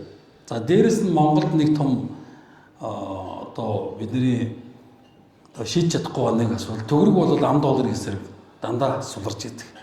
10 жилийн өмнө ойролцоогоор за 1800 төгрөгөөс ингээд бодъё л да. За ер нь тэр хавцад байсан. Би одоо санаж байна 10 жилийн өмнө бол за одоо 3600 төгрөг тийм ээ. Өөрөөр хэлбэл төгрөг ам долларын эсрэг 2 дахин суларч гасан. За тухайн үед 250 сая төгрөгөөр байр авахд 1800 төгрөг бодоход ойролцоогоор нэг 140 орчим мянган доллар байна те 138 мянган орчим доллар байна тийм үү. За өнөөдөр 138 мянган долларыг доллар болгосон бол өнөөдөр 3600-аар авахад 500 сая төгрөг болж байгаа зү. За дээрэс нь доллар дээр янз бүрийн саяны одоо манай эрдэнэ захлын ярьдаг шиг одоо купонууд аваад, бондууд аваад ингэ явсан болоод энэ 138 мянган доллар өнөөдөр хэд хүрэхийг одоо мэдэхгүй бараг сая доллар хүрэх чадсан шүү. Сая 2 сая доллар ч 10 жилд хүрэх чадна. Гэтэл чинь хүмүүс нэг байр авчаад 2 сая 500-аар түрээслээд тэр цаана инфляц төгрөгийн ханшийн уналт хоёрт нөгөө өгөөж нь байхгүй болоод бүр зеро болоод байгаагаа огт ойлгодгүй. Дээрээс нь байранд ашиглалтын одоо явцад мууддаг, үн цэнэ алддаг, илүү сайн хотнууд гарч ирдэг тийм ээ. За ингээд явхлаар үйл хөдлөлийн хөрөнгө болд миний хувьд бол ямар ч одоо өгөөжгүй хөрөнгө оруулалт байдаг байхгүй. Бүр эсэргээр бараг хасах руу оруулдаг хөрөнгө оруулалт байдаг. Тэгээ би яг хүмүүсийг илүү байр авах гэдгийг нь бас гайхаад байдаг байхгүй. Тэгээ илүү байр аваад түрээслээд тэгээд ингэ байна гэдэг. Хожим хойно хүүхдтэй өгнө гэдэг тийм байдлаар хөрөнгөнд ханддаг. Үгүй шүү дээ. Хүүхдтэй мөнгө хадгалах гэж байгаа бол өнөөдөр $10,000 ч болтгоо авчаад нэг банкны хувьцаа авч л та. Эсвэл тэр мэрэгжлийн энэ юмд орчоод хамгийн эрсдэл багтай бондуудад явах юм бол тэр байр чинь 20 байр болох хэмжээний өгөөж хөрөнгөний зах зээл дээр байж идэг. Тэгээ энийг л одоо энэ соёлыг л одоо бий болгох гэдэг. Тэрээс хотоор дүүрэн түрээслэгддэг байрууд байна. За энэ одоо мэдээж яг нөгөө талдаа бол бас байр оролцоогүй илүү смарт хүмүүс нь тэрийг ашиглаад байгаа юм. Яг нь мөнгө хадгалаад тэр хүмүүсийн байранд амьдраад байгаа байхгүй. Одоо шинэ өнөөдөр 250 саяар байр авах орно. Энийг 100 одоо тухайн үеийн ханшаар тий. За өнөөдрийн 250 сая ч одоо бараг аюул баг доллар болчихлоо шүү дээ. $70,000 юм ааш. Гэл чин тухайн үед одоо тэр $138,000 авчаад тэгээд жилийн одоо $138,000 за 10% байсан шүү тэр үед. Тэгэхээр жилийн $13,000 хүү ав. 10-аар бодоод 10 жилийн өмнө долларын хүү зарим банкуд 10% хийжсэн шүү. За 10-аар бодоход $13,000 хүү ав. $13,000 ч одоо хэдий 50 хэдэн сая төгрөгчтэй өнөдөр тийм үстэй. Гэтэл чин зөвхөн хүүгээрээ 50 саяыг авчаад за бодлоо да. 50 саяыг авчаад 30 саяар нь түрээсэндээ өгөөд 20 саяар нь дахиад хөрөнгө оруулалтыг гарч ирээд байгаа. Тэгэхээр ийм энгийн ингээд тоонуудыг аюул сайн ойлгочих юм бол хөрөнгө оруулалтын зах зээл дээр бол би аюу бас боломжийн хүмүүс бол мөнгө багтдаггүй юм байл л дээ. Ер нь $1,000-оос ч бол эхэлж болно шүү дээ. Хоёрдугаар Монгол байрны үн бас огт өсдөггүй шүү дээ. 2010 онд 1 м квадрат байрны үн 1 сая төгрөг байсан байхгүй юу? За багт 1 сая төгрөг гэсэн бодъё л. Тэр үед $1 $1000 төгрөг байсан. За $1000 төгрөг 1100-200 байсан. Та би санаж Америк явах юм байна. Тэр үед бол тэгэхээр сая төгрөг чи $1000 л байхгүй юу? Тухайн байрны үн $1000-аас өнөөдөр байрны үн та нар дундаж байр 3,600 4 сая болоод төгрөгөөр харахаар 4 дахин өссөн мэт боловч дахиад $10 руу шийдвэрлэхээр $1000 л байгаа байхгүй. Тэгэхээр энэ бол ямар ч capital gain бол Монголын хөрөнгөний зах зээл дээр огтосооч байдаг. Яг хоо тэр өрнгийн бол тэр өгөөж бол барилгын хөгжүүлэгч төсөл хэрэгжүүлэгчдад бол ашигтай явж байгаа. Яг бол дорн төслөө хийгээ явж байгаа. Энгийн ирлэл бол яг энэ өгөөжл байдаггүй шүү. 16 жилийн өмнө $1000 байсан байр өнөөдөр $1000 л байгаа. Нэг байрны дундаж юм бол ийм л байна. За саях дээр лимит яг бүр жишээ хэлчихэ. За 15 жилийн хугацаар бонд авсан бол 15 дахь өссөн.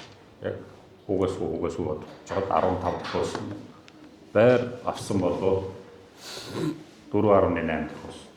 Зүрх 3 дахь юм баггүй. Хоёрдугаар сая нэг манай харилцагч нэг хаус оролдож авлаа гэдэг. Гэтэ тэр нөхөр хаустай. Хотод аюу гоё байртай. Дахиад нэг хаус авсан. Хэдээр тавсан байгаад гэсэн чинь 4.5 төгрөг өгсөн. Бид тэр ингээ бондын үгээр ингээ бодоод үзсэн чинь хоногийн сая 800 мянган төгрөгийн одоо орлого алдаж байгаа. Гош таа ингээ дэлхийн бүр ямар ч үнэтэй гоё жош. Ер нь Шангрила чүн бол оноод байж болохоор биш тийм болж ирлээ. Гайхаад байгаа байхгүй. Тэр одоо $700 одоо супер буудал шүнжин байж байна шүү дээ. Тэгэхээр нөгөө нэг дахиад нөгөө нийлбэл өгөөж буюу хүмүүс нөгөө нэг энэ санхүүгийнхаа өгөөжийг тооцож явах гэдэг юм да. Бонд худалдаад авахд мөнгө чинь 3.8 жил 2 нуган. Тэгэхээр та бүхний хөрөнгө оруулалтын шийдвэр яг суурь болдог амьдрах байр зайлшгүй шүү дээ.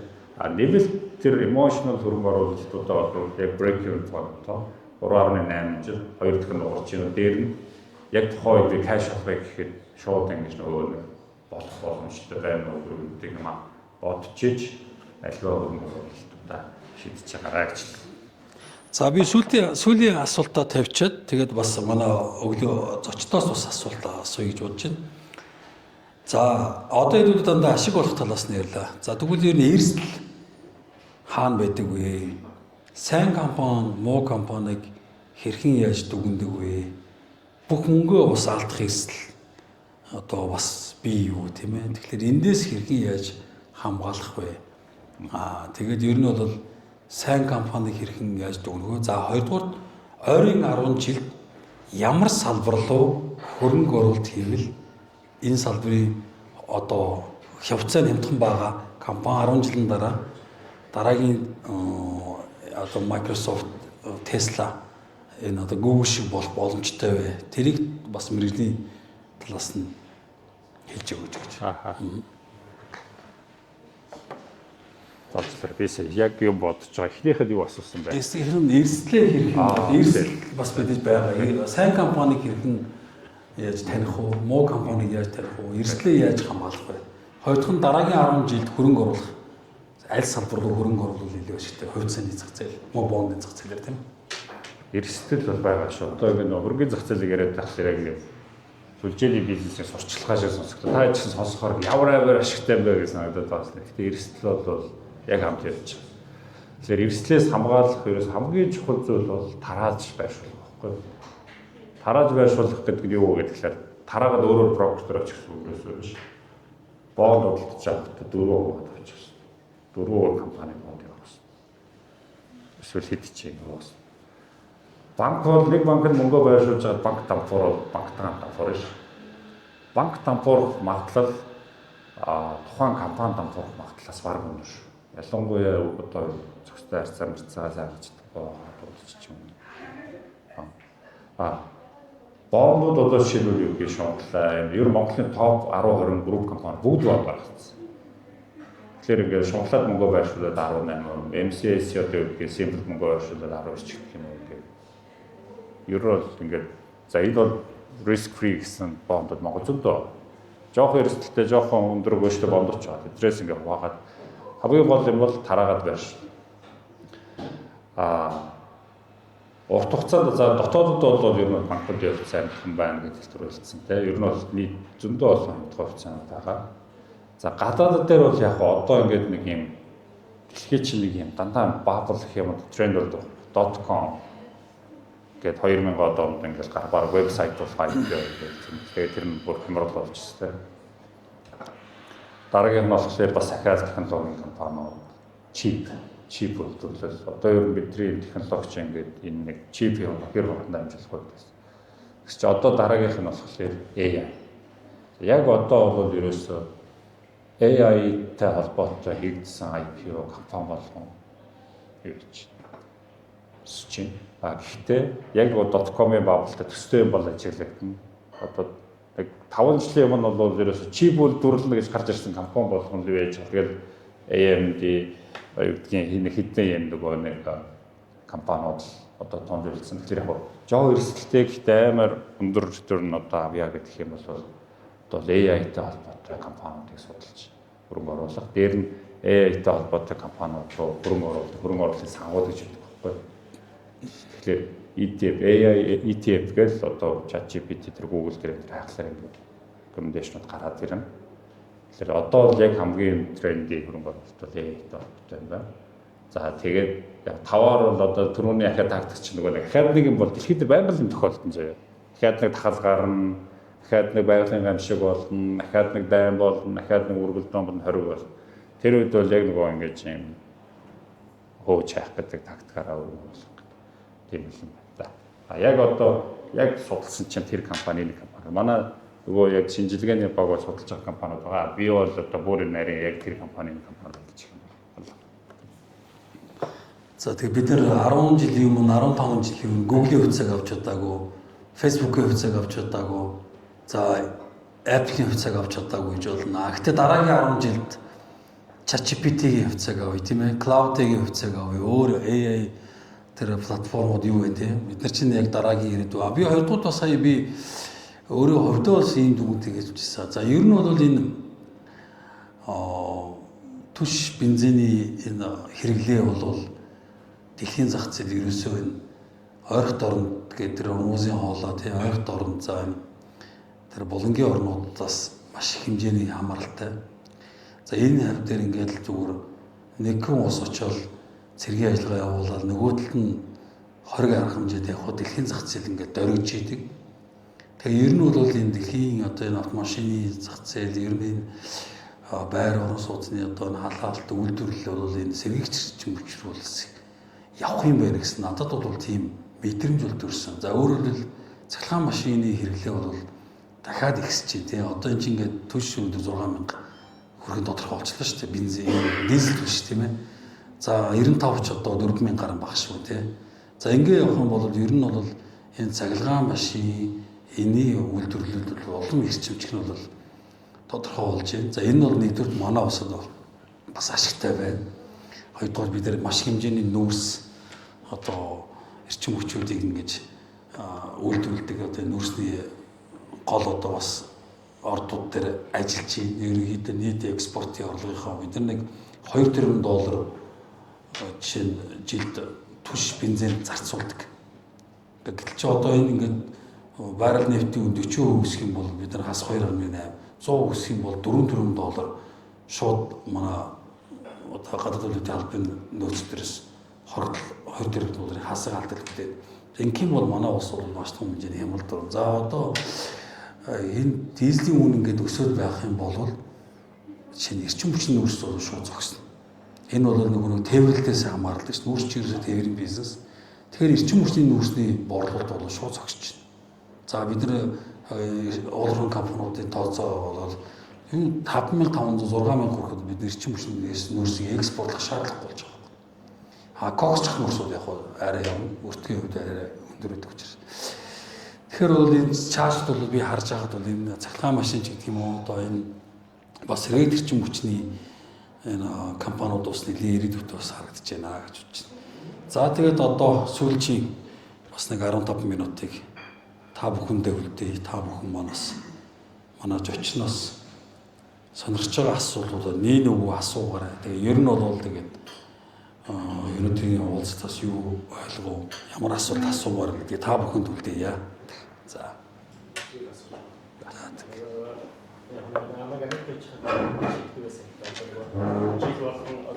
Микрофонод газрын тусны хугацааг ингээд яг нөгөө жигийнхээ өөрийнх нь нөгөө бензин зарцуулдаг нөгөө зардаг шүү дээ. Тэрнээс нэг 10-20 ч юм уу арай нэг их тоогоор нэг авчдаг байсан.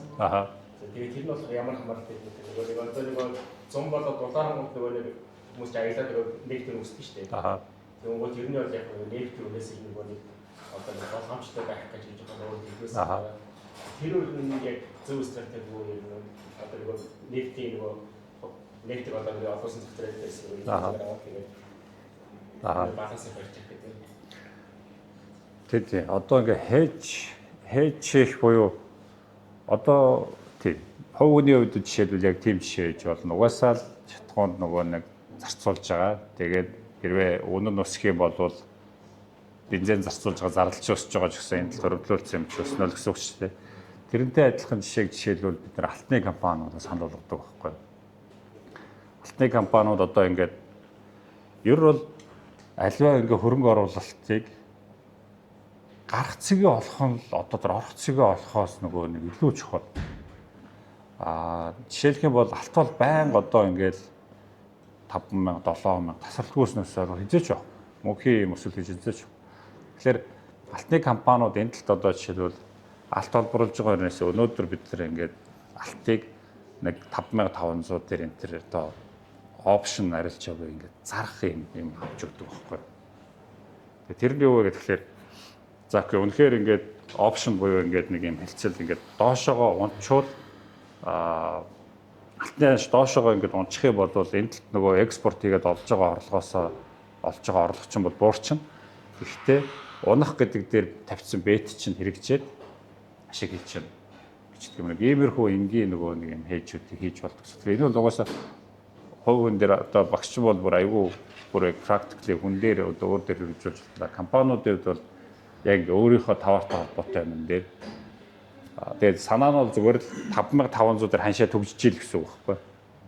Ер нь 5500 дээр дахиад нэг эх 6 сарынхаа тушаалтыг зарчиж байгаа юм шиг тийм практик гэсэн. Саний дээр нефтийн дээр таваадаас авцсан хүн одоо нэг бензин өсөж байгаа шүү дээ. Энэ дээр бол авахгүй гэсэн юм. Үндэ? Одоо бензин өсөж байгаа шүү дээ. Нөгөө энэ өндөр бол тийм бол нөлөө авахгүй гэсэн. Нөлөө авна шүү дээ. Одоо жишээл тэр шиг ойл хөдөлтөд авцсан гэсэн үг шүү дээ. ETF-ийн ч юм авцсан тий. Тэгэнгүүт шууд ашиг олж эхэлнэ гэсэн үг шүү дээ. Энэ талтаа. Гэтэл нөгөө талд машин дээж байгаа зардалч бас өссөн шүү дээ. Тэгэхээр ингээд нөгөө хэрвээ энэ тэрийг аваагүй байсан бол зөвхөн зардалчин өсрөөл оцно гэсэн үг шүү дээ. Авцсан учраас та ингээд тэр зардал өсгөө хэмжиж чинь гэсэн үг. Хэрвээ эсрэгээр буурсан байсан бол энэ тал авсан байгаа ойлын чинь юмнаас ингээд уурчиж байгаа гэсэн үг.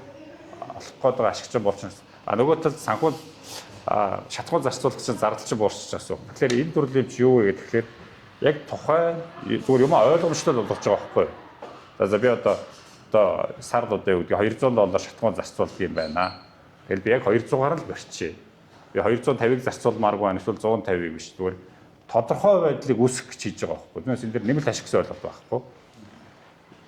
Тэгэхээр тодорхой байдал чи айгаа гэдэг бид нэг улс төрийн доктортой байдал чухал байна гэдэг шиг өрхийн санхуд компанид ч гэсэн ингээд зүгээр юм тодорхой төлөвлөлт чухал байгаа байхгүй. Одоо сая ингээд майнингийн компаниуд юу яалаа нефтээ ханш өсөөд ашиггүй боллоо гэдэг яг адилхан юм бичих хэрэгтэй байхгүй. Одоо нэг юм нүүрс экспортын компани жишээлх юм бол яг ингээд дайхсан гочууд агуулга хайж явах биш шууд одоо газрын төсний нэг ETF бодлож авах хэрэгтэй байхгүй. За тэгээд өсгий бол энэ талтаа ашиг хийчин энэ өсгий бол нөгөө тээвэрлэлтийн зардал өсчин тэгээд балансж байгаа нөгөө хээж хийж байгаа шийдэж байхгүй. Тэгэхээр нөгөө мөн л ялгаагүй энэ талаар нөгөө нэг мэдлэг багахгүйгээсээ болоод ингэж хийж болно гэж нөгөө нэг мэдэхгүй байгаа бас. Яг тэр багш чинь хэлсэн жишээг бид нар одоо яг нүүрсний экспортын компаниуд одоо бол яг сая хийж хэвчээсэн гэсэн үг. Дээр нь ахаад тэр нөгөө нэг хизээ гарах вэ гэдэг дээр ганц алтан дүрэн байдаг шүү. Тэр бол хүн болгон ярьж ирж байгаа үед тухайн хувьцаанаас гараа гэдэг байхгүй. Таксирий жолооч ингээл за яста хаан банкны хувьцаа гэж ярил хаан банкны хувьцаа за. Хинч яриаггүй байхад нь авч эхэлдэг байхгүй. Одоо ингээл дэлхий дээр магадгүй бүгд ойл яриад ингэж яхад бол одоо л ойл руу ороход жоох эрсдэлтэй гэсэн. Тэгэхээр хизээ зарах вэ гэдэг байна шүү дээ. Эмээ чи тэр өглөөг авъя гэдэг. Тэгвэл тэгэл зарах хэрэгтэй. Зараа гэдэг шүү дээ.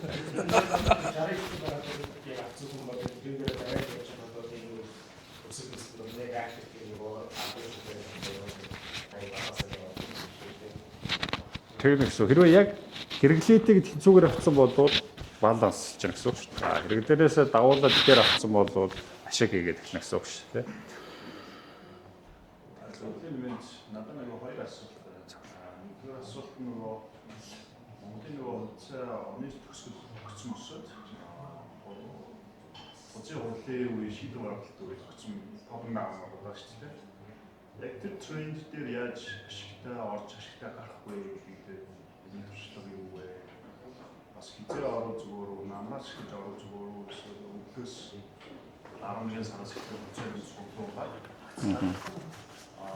Тэгээд яг бас хизээ exit хийх вэ гэдэг дээр хурлын топ орж байгаа шүү дээ. So бидний өдрөөр ингээд тасалбар болоо хааж явах нь гарах хэрэгтэй юу яах хэрэгтэй. Яг exit point дээр жоохон болохгүй юм шүү дээ. Энд дээр нэгдүгээр асуулт байна. Хоёрдугаар асуулт нь нөгөө инфляцтай холбоотой. Одоо товарын мөн ингээд нефт эдэртэй холбоотой дизелийн дүнгууд өсөх гээд байна гэж би харж байгаа. Миний таамаг бол инфляц. Энийн эсрэг хээж гээд одоо үл хөдлөх рүү хөнгө оруулалт хийх үү эсвэл инфляц эсрэг хээж дээр яаж тоглолт хийх вэ гэдэг дээр зөвлөгөө өгч гэж хэлсэн. За бид нар бол нөгөө нэг богино хугацааны 9 жирэл таахдаг байгаа. Яг би дотоодын компани дээр бол ингээл айгүй юм нөгөө манай liquidity айгүй муу учраас ингээл аваал зараал ингээд бол жоох ашиг хэцүү. Гэхдээ ер нь яг оны эц яг адилхан таны харсан тренд бол зөв. Оны эц төсдөг. Гэхдээ тэр бол айгүй уурамжсэлт байдаг. Яг тэгэхээр тухайн компаниудын хувьцааг баланс дээр авсан компаниуд байдаг. Эсвэл тухайн компани одоо юу гэх юм одоо ингээл тузынхаа тайлан дээр нээлттэй компани ч одоо ингээл бас хувьцааны менежмент шиг. Тэр нь бол жоохон зохиомжтой төсөлтүүд онцлог байдаг. Тэгээ тэр бол тийм өндөр дүнгээр угаасаа нөгөө арилжааных нь ойлгом айгүй бага байгаа учраас тэр бол нөгөө хаан мөнгөөр таавал тэгээд өсгөж байгаа юм. Ер нь бол жоохон хууль дүрмээр өсгөж байгаа юм гэхлээр гэсэн. Тэгэхээр ер нь бол ажигласаар бол намар нэг 9-10 сарын үед авахлаар оны эцэст ингээд яг тэр трендийн дагуу. Тэгээ ажиллахаар андшгүүдээ эдэн компаниудыг таархлаар ямар компаниуд оны эцэст ажиллаад дэшин тавьдаг байна гэдэг нь харагдана. Хавар яагаад унцдаг вэ гэхээр ногдол ашиг тараасны дараа бүртгэгдэнгүүд чи нөгөө нэг ногдол ашиг бүртгэж авчаа зарчаад байдаг. Тэр тийм юм байна. Зарим компаниуд эсэргээрээ зэзмэгч хорлын өмнө ингээд өсгөөд чөлөөтэй хандлагаа гаргаж одоо зэзмэгчнээс очоод яагаад зэнэ шисөөгүй гэдэг бас санаа зовоод гэдэг шиг. Тэгэхээр энэ бол яг маркет зарчмаараа биш зүгээр л нөгөө монголчилсан байдлаар явдаг юм хөдөлгөөнүүд бас байдаг. Тэгээд би тэр компани гэдэг ингээд гэж дүгнж чадахгүй та бүхэн ингээд ороод өөрсдөө гэдэг компаниудаас гарах юм бол ерөнхий таны ажилласан шиг тийм хандлага байж болно. За нефтийн өрөөсөд инфляц өсгөж яхад үл хөдлөх хөрөнгө авах гэдэг бол асар эрсдэлтэй үйлдэл. Харин эсэргээрээ одоо нэг будаа аваад дарчвал гэдэг шиг баг дээр. Юу гэхээр хүнсний бүтээгдэхүүний үнэ өсч болно юу гэж.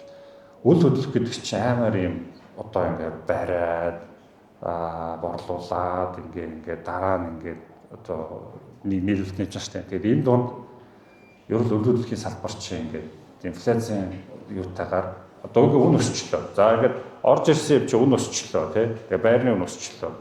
Тэнгууд нөгөө тал тэрийг хөдөлтөж авах чадвар одоо нэг зах зээл дээр эдийн засаг сайн байж тий мөнгөний нийлүүлэлт нэмэгдээд тэгээ моргежийн зээл нь байж тэр үл хөдлөхийн салбар чинь яг энэ өсөж байгаа шиг доктортой байнгын өсөлттэй байгаа байхгүй.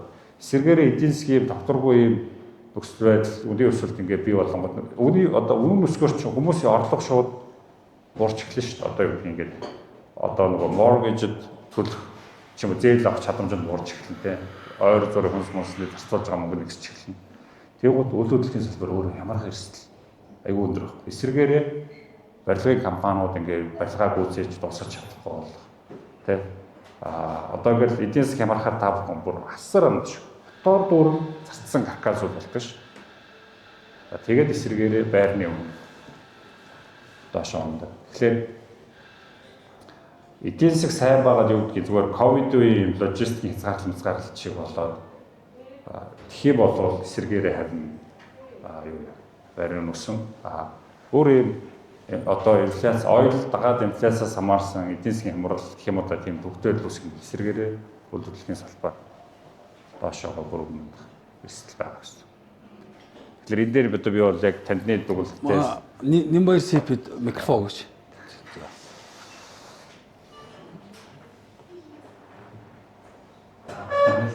Асны хоёр асуулт байна. Тийм болохоор энэ бонд төрөв бодлоо тэгэхээр нөгөө бондын үнийн эрсдэл ярьсан тийм эрсдэл хэзээ их вэ? Боёо нөгөө таны туршлагаас харахад одоо нэг 100 бонд гаргасан гэдэг тэндээс авчлага болсон тохиолдол хэдэн хувьтай хэдэн тохиолдол байгаа. Тэр туршлагаас харахад одоо бонд гаргасан байрс авсан юм шалтгаалтай байсан. Тэр бол аав үзсэн хэвч ийм бүхэл байдлаас болоод бас тэрхүү кейс байгаа. За ер нь бол bond default болох кейс дэлхийгээр л байгаа угаасаа байх ёстой. Монголд ч гэсэн байгаа. За гэхдээ одоо юу гэдгийг одоо голом капитал дээр бол тэнгэр капитал дээр нэг ч кейс байна. Тэгэхээр одоо би ийм учраас гэж байгаагүй гэж ямарс над дээр одоо нөгөө нэг тийм тохиолдол нөгөө нэг одоогоор үүсээгүй байна. Гэхдээ бол энэ бол үүсч болно. Одоо энэ дээр бол ямар ч баталгаа үүсч болно. Тэгэхээр түрүүний нөгөө хэлсэнчлэн мэдээж тараад байршуулах хэрэгтэй. Хоёрдугаар сайн андроидрын хийсэн сайн бондыг сонгох хэрэгтэй. Дээр нь андроидрын гаргасан тэгвэл байгаа ч гэсэн өөрөө харьцуулж авах хэрэгтэй. Одоо миний зүгээр хувь хүний одоо шил ямар бондон дээр санхүүжилт олохгүй гэж шийддэг ба хамгийн чухал юм компаниг нь хүнийг нь авдаг шүү. Үнэхээр ингээд одоо төлөгийг гэсэн сэтгхүүтэй тийм одоо бизнес эрхлэгч болоод тэгээд яаж хийж байгаа төлдөг. Яг нөгөө хөгжлийн банкны зээлдэгч нар шиг ингээд мөнгө аваад маргааш нь ингээд байдаг хүмүүс мөнгө байсан шүү дээ. Ингээд албатай юм шиг араас нь гэдэг.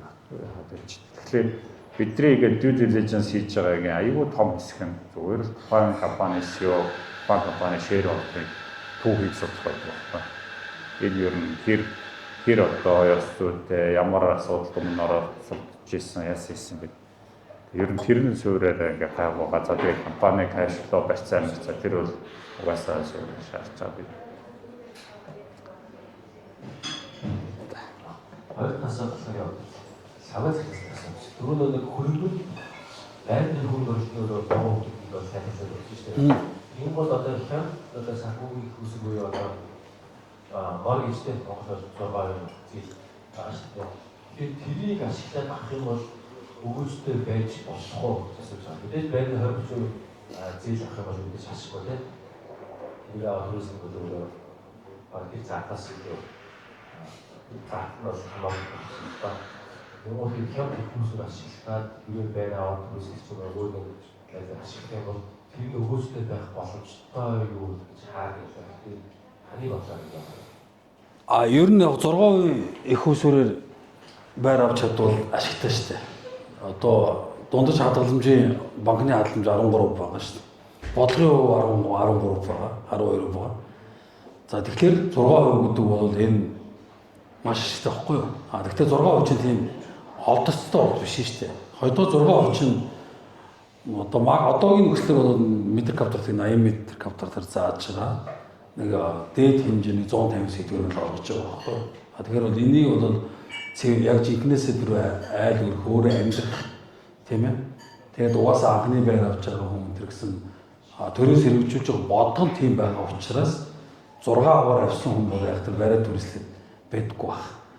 Зүгээр ганц нэг кейс байгаа. Жинхнээсээ одоо залуу хүн 6% аваад тэндээ амьдраа ингээд явах зориулттай зээл учраас одоо үнэхээр одоо тэгээд 2 дахь удаага 6% аваад яаж хийж байгаа тэр нөгөө тийм кейс одоо боломж байвал одоо тэрж бас ашигтай талдал байна л да. Гэхдээ миний ярьж байгаа бол цэвэр бэлэн өнгөрөөж кейс бохгүй. 6% зориулдаг бол бас тэгж бас ашиглахгүй байгаа гэж би бодож байна. Хүмүүст бол тийм хүртээмж нь цөөхөн байгаа. Тэгээ ер нь бол энэ чинь одоо яг нэг ногоо ярихад энэ ипотекийн хөтөлбөр гэдэг юмыг одоо анх эхлэхэд бол нэг 6000 орчим зээлдэгч байсан. За одоо бол нэг 120-30-од мянга бол болсон баха. За ер нь манай төгрөгийн ханшийг бас айгүй өндөр томор сулруулсан нэг том хүчин зүйл чинь ипотекийн зээлийн санхүүжилт байхгүй. Өөрөөр хэлбэл энэ одоо ипотекийн зээлийг хаана хэрэгжүүлж байгаа? Засгийн газар хэрэгжүүлж байгаа шүү дээ. Барилга утга болт юм. Энэ залуучуудыг одоо Орос улстай болох тийм ээ. Тэндээс их хүмүүсүрэн гарч идэг. Энэ бол тухайн нам засгийн газрын одоо мөрийн хөтөлбөр суудсан байсан нэг хөтөлбөр гэсэн байхгүй юу? Энийг хийн санхүүжүүлсэн бэ гэхээр Монгол банк санхүүжүүлж явсан схем нь аюу буруу байхгүй. Өнөөдрийн яг одоо би ярихад бол бодлого талаас Монгол банк өөрийнхөө мөнгөний урлагийн орон зайгаа хэрэгжүүлдэг одоо тийм өөрийн гэсэн одоо видаас хараад бус бодлого явуулдаг байх хэрэгтэй. Засгийн газар бол одоо иргэдэд айлгах тааламжтай одоо бодлогуудыг хэрэгжүүлнэ шүү дээ тийм. Гэхдээ энийг Монгол банк огтос санхүүжүүлж болохгүй. Ингээд ирэхлээр өнөөдрийн бидний Монгол төгрөг 3580 хүрчээд байгаа нөгөөрөө тийм шалтгаан инфляц 9% байгаа гол үндсэн шалтгаан чи ерөөсөө нөхгүй. Дандаа засгийн газрын одоо касс машин шиг ажилладаг. Дандаа засгийн газрын одоо энэ хөтөлбөрүүдийг Монгол банк санхүүжүүлдэг. Яагаад гэвэл зах зээл дээрээс байгаа тэр хүүнээс доогуур төвшнгөөр хүү гаргаад байвал энэ бол төсөлт юун дээр мөнгөний хөлбөмбөөр дээр дарамт болох. Яагаад гэвэл энэ 6% чинь энэ банкудаас марж байгаа шингээц хүү шүү дээ. Тэгэхээр энийг бол гаргах нь бол зах зээлийн бус механизм юм аа. Энийг гарах хэрэгжүүлж болно. Энийг яг л байгаа хэрэгтэй. Яг л анх удаа байр авах гэж байгаа залуу гэр бүлүүд тэднэрт нь зориулах хэрэгтэй. 6% аваа түрээслэе гэж ярьж байгаа хүн бол би одоо Монгол банк талаасаач тэрийг дэмжихгүй байна, арилжааны банк талаасаач дэмжихгүй байна, эгэн талаасаач бас тэр хөрөнгө оруулалтыг дэмждэггүй. Би өөрөө ч тийм одоо бас ёс зүгөө хөрөнгө оруулалт хийдэггүй юм баггүй. Би өөрөө яг 6% зэглийг гадж олгодог байсан. Иргэдийн банкны газрын захирал байсан. Яг манай дээр Орос улсын санхүүжилт хэлс миний удирдлагын дор байсан. Би яг энэ бодлогыг маш сайн мэдгүй үед энэ бол би бол ёс зүгөө хөрөнгө оруулалт гэж хэлэхээр байна. За.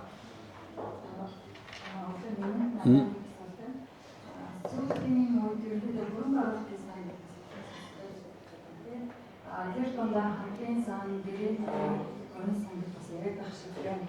Энэ хоёрын үндсийн ялгаа нь бол ерөн зүгээр Монгол цаашдаа хэр зэрэг хөгжихөд байх шиг байна. Энэ мэдээг одоо евро 2 хөрөнгө оруулалтын загвар жижигхэн хэмжээний хөрөнгө оруулалт хийсэн. Яг одоо ингээд бизнес наш одоолж юм за хэрэгцээ шиг үгүй. Яг мэдээж ашиг өгсөн зүйл мөгөж өгсөн зүйл одоо байхгүй. Тэр энэ тал дээр нэг зөвлөж сангийн төрлүүд гэхэлэр зөндөө олон сан байгаа. Хамтын сан, гэрээний сан, хаалттай сан гэх. Тэгэхээр тэр зөвхөн төрлүүд нь гэрээний сан бол яг одоо арай жоон нөгөө хөрөнгө оруулалтын сан хорон бүртгэл процессыг л бошлуулсан нэг юм хэлбэр нь. Сан гэдэг чинь бол яг та бусдаар хөрөнгөө удирдуулж байгаа хэлбэр байхгүй. Тэгэхээр тэр бол тухайн фанд менежер, тухайн компани яг түрүү нөгөө нэг ингээд ямар бондонд хөрөнгө оруулахыг судалдаг шиг хэр чадвартай дээр нь хэр ёс зүйтэй газар вэ гэдгийг маш сайн судалж иж нөгөө нэг тийшээгээ санд гэж мөнгө өгөх хэрэгтэй. Яг л сангийн менежер чадваргүй бүр сэргээрээ. Бүгд ер нь ингээ өөрөө хариуцлага хүлээж байгаа мөнгө алдчихвал өөр тайм ам шүү дээ. Ингээд ядчгүй ч бусдад найдаж мөнгө өгч мөнгө алдчих шиг айгүй муухай мэдрэмж байхгүй шүү дээ. Тэгэхээр хүмүүс бол за энэ мэргэжлийн байгууллага юм чинь надаас илүү мэдчихэж байгаа гэж ер нь боддог байхгүй. Гэхдээ тийм бай. Дандаа тийм байдаг гэсэн үг биш. Тэгэхээр тухайн менежментийн компани хэр чадвартай дээр хэр ёс зүйтэй тэр амар чухал шүү. Яагаад ингээд санхүүгийн зах зээл дээр ингээд бүр хамгийн ихний хичээл code of ethics гэж юм заадаг байхгүй. Тэр санхүүгийн байгууллагууд ингээд жоохон этикгүй ёс зүйгүй хандаж эхлэх юм бол ер нь хөрөнгө оруулагчийн мөнгийг яаж ч өөрсдөө ашиглаж болно гэсэн. Тэгэхээр нөгөө нэг тэрийг нь л одоо нэг шалгацсан харах хэрэгтэй гэсэн. Дээр нь би уучлаарай сайн ингээ утас ингээ харж исэн чинь Иран Америк хоёр хилцээр хийхээр болчоо гэдэг мэдээ гарцсан байна. Тэгэхээр одоо нөгөө бид нар ингээл Иран энтриг ярьжсэн шүү дээ. Тэгээд өчигдөр шөнө би 12 цаг сангийнхаа захиралтай битээр ингээд чат бичээд би бол Америкийг бол Иран руу маргааш өглөө дайрахгүй гэж бодож байна. Тийм учраас энэ дээр ер нь бет тавь гэсэн үг. Ингээд алдвал нэг хоёр бол 10-20 мянган доллар тавья. Тэр нөгөө опшн буюу ингээд нөгөө ойл дээр нэлээд өндөр левежтэй тавья. Тэгээд Америк дайрчвал угаасаа ойл хянж маань Шикагоор дэшээ явна. Бидэд мөнгөө шууд алдна. Доош унах юм бол ашиг юм гэсэн үг байхгүй. Тэгээ бид хоёр ярьж байгаад яагаад бет тавья гэж ярьсан бэ гэхээр Иранчууд цахилгаан станц, газрын төсний агуулгууд энэ төр дээрээ ер нь бол хүүхдүүд, эмэгтэйчүүдээрээ бамбай хийсэн. Ингээд очоод ерөнхийдөө бол ингээд бидний нэг эсэргүүцэж байна. Хүүхдүүд, эмэгтэйчүүд ингээд чагсаал хийгээд очоод зогссон. Өөрөөр хэлэх юм бол Америкчууд дайрвал угаасаа тэр гол юмнууд руу дайрах байхгүй. Мэдээж хээ бөмбөг хаяад энд чашгүй. Нэг бол хот руу дайраад иргэдэг нь устгах хэрэг гарна. Үгүй бол гол объектууд руу дайрч одоо шатхыг сулруулах шиг. Тэгвэл Иранчууд окей та нар хэрвээ үнэхээр манараа дайрах гэж байгаа бол манай энэ хүүхдийн эмэгтэйчүүдийг аллаа гэж өчөж байгаа байхгүй. За тэгээ өглөө 8 цаг Трамп чинь юу яана? Одоо бид нар бол ингээд та нар бидний одоо хилцээрийг хүлээн зөвшөөрч хилцээд авахгүй бол бид нар бол газартаа тэгшнэ гэж хэлсэн ш.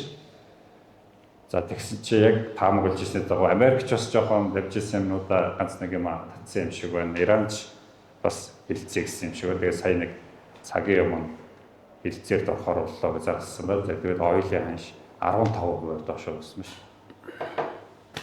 15%-аар тэр опшн гэдэг нь амар эрсдэлтэй арилжаа. Гэхдээ энэ дээр бол юу гэдгийг одоо $10,000-ыг $200,000 болгож ашиг хийх боломж байх үгүй мацаа үзсэн юм бол түүхүүл болгох гэсэн тэ. За тэгээд өнөөдрийн бас өглөөний уулзалтаа ингээд 9 цаг ажлын цаг эхэлж байгаа учраас бүгдээрээ өндөрлүүлээ. Тэгээ ямар ч байсан энэ уулзалтын зорилго бол манай гишүүд маань өглөө ажилдаа явахаас өмнө ямар нэгэн шин санаа одоо амьдралдаа хэрэгжүүлж болох ус тийм санаа аваад ажилдаа одоо аж аргалтайгаар явъя гэдэг тийм зорилготой өглөөний уулзалт. Тэгээ ер нь бол манай энэ уулзалтын өрөө нь бол Start your morning with ideas гэж. Тэгэхээр та бүхэн маань өнөөдрийн уулзалтаас бас ямар нэгэн санаа, ямар нэгэн idea бол авсан байх гэж найдаж байна. Тэгээд та бүхэндээ бас ажлын өндөр амжилт хүсье. Хөрөнгөний зах зээл энэ олон боломжуудад бас оролцогч болоод хөрөнгөө баяжуулаад тийм өсгөөд яваарай. За мөн одоо өөрийн үнэт цагаасаа бас биднэрт зориулж одоо 2 цаг гарын маш үнэтэй зөвлөгөөнүүдийг өгсөн бас Тэнгэр Капитал санхүүгийн нэгдлийн одоо үн цасны компани төлөвлөлт үзүүлэлтийн дарга бас гаан эрдэнэ найзтай бас маш их баярлалаа. Тэгээ ер нь монголчууд азтай шүү. Ийм зөвлөгөөг бид нэр ер нь бол энэ одоо JSA байгуулагч гэдэг юм уу одоо энэ community дээр ерөнхийдөө ингээд хүртэх боломж нь их өндөр байдаг.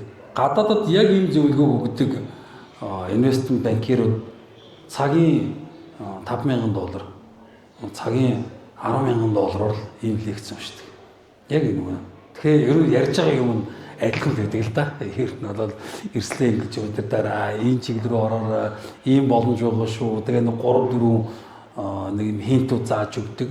Тэгээ нэг цагийн хуучнаар $2,000 гэдэг. Монголд бол энэ боломж бас азтай өглөө цагаан цай уугаад кофе идчихээ те $30,000-өөс энэ кофе шопт хөрөнгө оруулчаад тэгээд хэдүүлээ ингээд ажиллаа явах гэж байна. За тэгээд энэ боломжийг олгосон гараа найзтай маш их баярлалаа. Тэгээд ер нь Тэнгэр Капитал компаниг одоо шинэ менежмент, шинэ удирдлагын баг очсон байна. Шинэ хөрөнгө оруулалтаар очсон байлаа. Тэгээ бас хөрөнгөний зах зээл дээр ёс зүйтэй энэ маргаалтай хөрөнгө оруулалтуудыг улам одоо сайн хийж одоо энэ бас олон монгол хүмүүсүүдийг одоо баяжуулах тухай баяжуулаар гэж өрөөё. За манай Солийн данзан ерөнхий сайдын одоо тухайд ярьж байгаа бодлого тий иргэн бүр баяжээ гэдэг. Энэ бол өн бохгүй. Иргэн бүр энэ бол муу юм биш үгүй. Хүмүүс баяж, хүмүүс хоригдолтой байж ч манай улс эдийн засаг мөнгөтэй байна, хоригдлол сайтай байна. Банкуд маань одоо хадгаламж нь ихсэлийнх нь бол их үүсрийнхэн зардал нь буураад байна. Тэгэхээр зээлийн хүн дагаад буухаад идэг зарчим нь шүү дээ. Өнөөдөр Монголд ягаад зээлийн хүн өндөр байгаа? Банкуд нь мөнгө авахгүй, мөнгөний өрсөлдөөнд ордог. Ийм л учраас бид нэр иргэн болгон баяжчих юм бол бид нэр угаасаа манай эдийн засаг, жижиг эдийн засаг сэвхэд босоод ирнэ гэж боддог. Алдарт Blackstone-ы одоо үүсгэн байгуулагч Стефен Шварцманы одоо амьдрал ажлын дүрмүүд буюу одоо шилтгэн лөх зам гэдэг ном байгаа. За энэ ном бол яг л одоо хөрөнгө оруулалтын сан анх $400,000 эхлээд өнөөдөр $1.3 триллион ийм ассетыг удирддаг дэлхийн хамгийн том хөрөнгө оруулалт. Ялангуяа одоо бид нар санхүүгийн биднэрт бол альтернатив фонд гэж ярьдаг. Альтернатив хөрөнгө оруулалтыг яаж хийдэг? Leverage гэж одоо ашигладаг тийм ээ. Өөрөөр хэлбэл ямар нэгэн зээл одоо өртөгтэй санхүүжилт төр хөрөнгө оруулалт хийж тэндээсээ ашиг гаргахжсэн тухай ийм ном байгаа. Энэ номыг бас найзад дурсгая. Тэгээ одоо Тэнгэр Капиталыг бас Монголын удахгүй дараагийн одоо бас Blackstone болоорой гэж бас өрөөж байна. За мөн одоо манай JSA Улаанбаатар салбарын бас календарыг бас өөрчн дурсгая. Бас цаг заван тавал манай ивэнтүүд дээр ирж байгаарэ. За баярлалаа.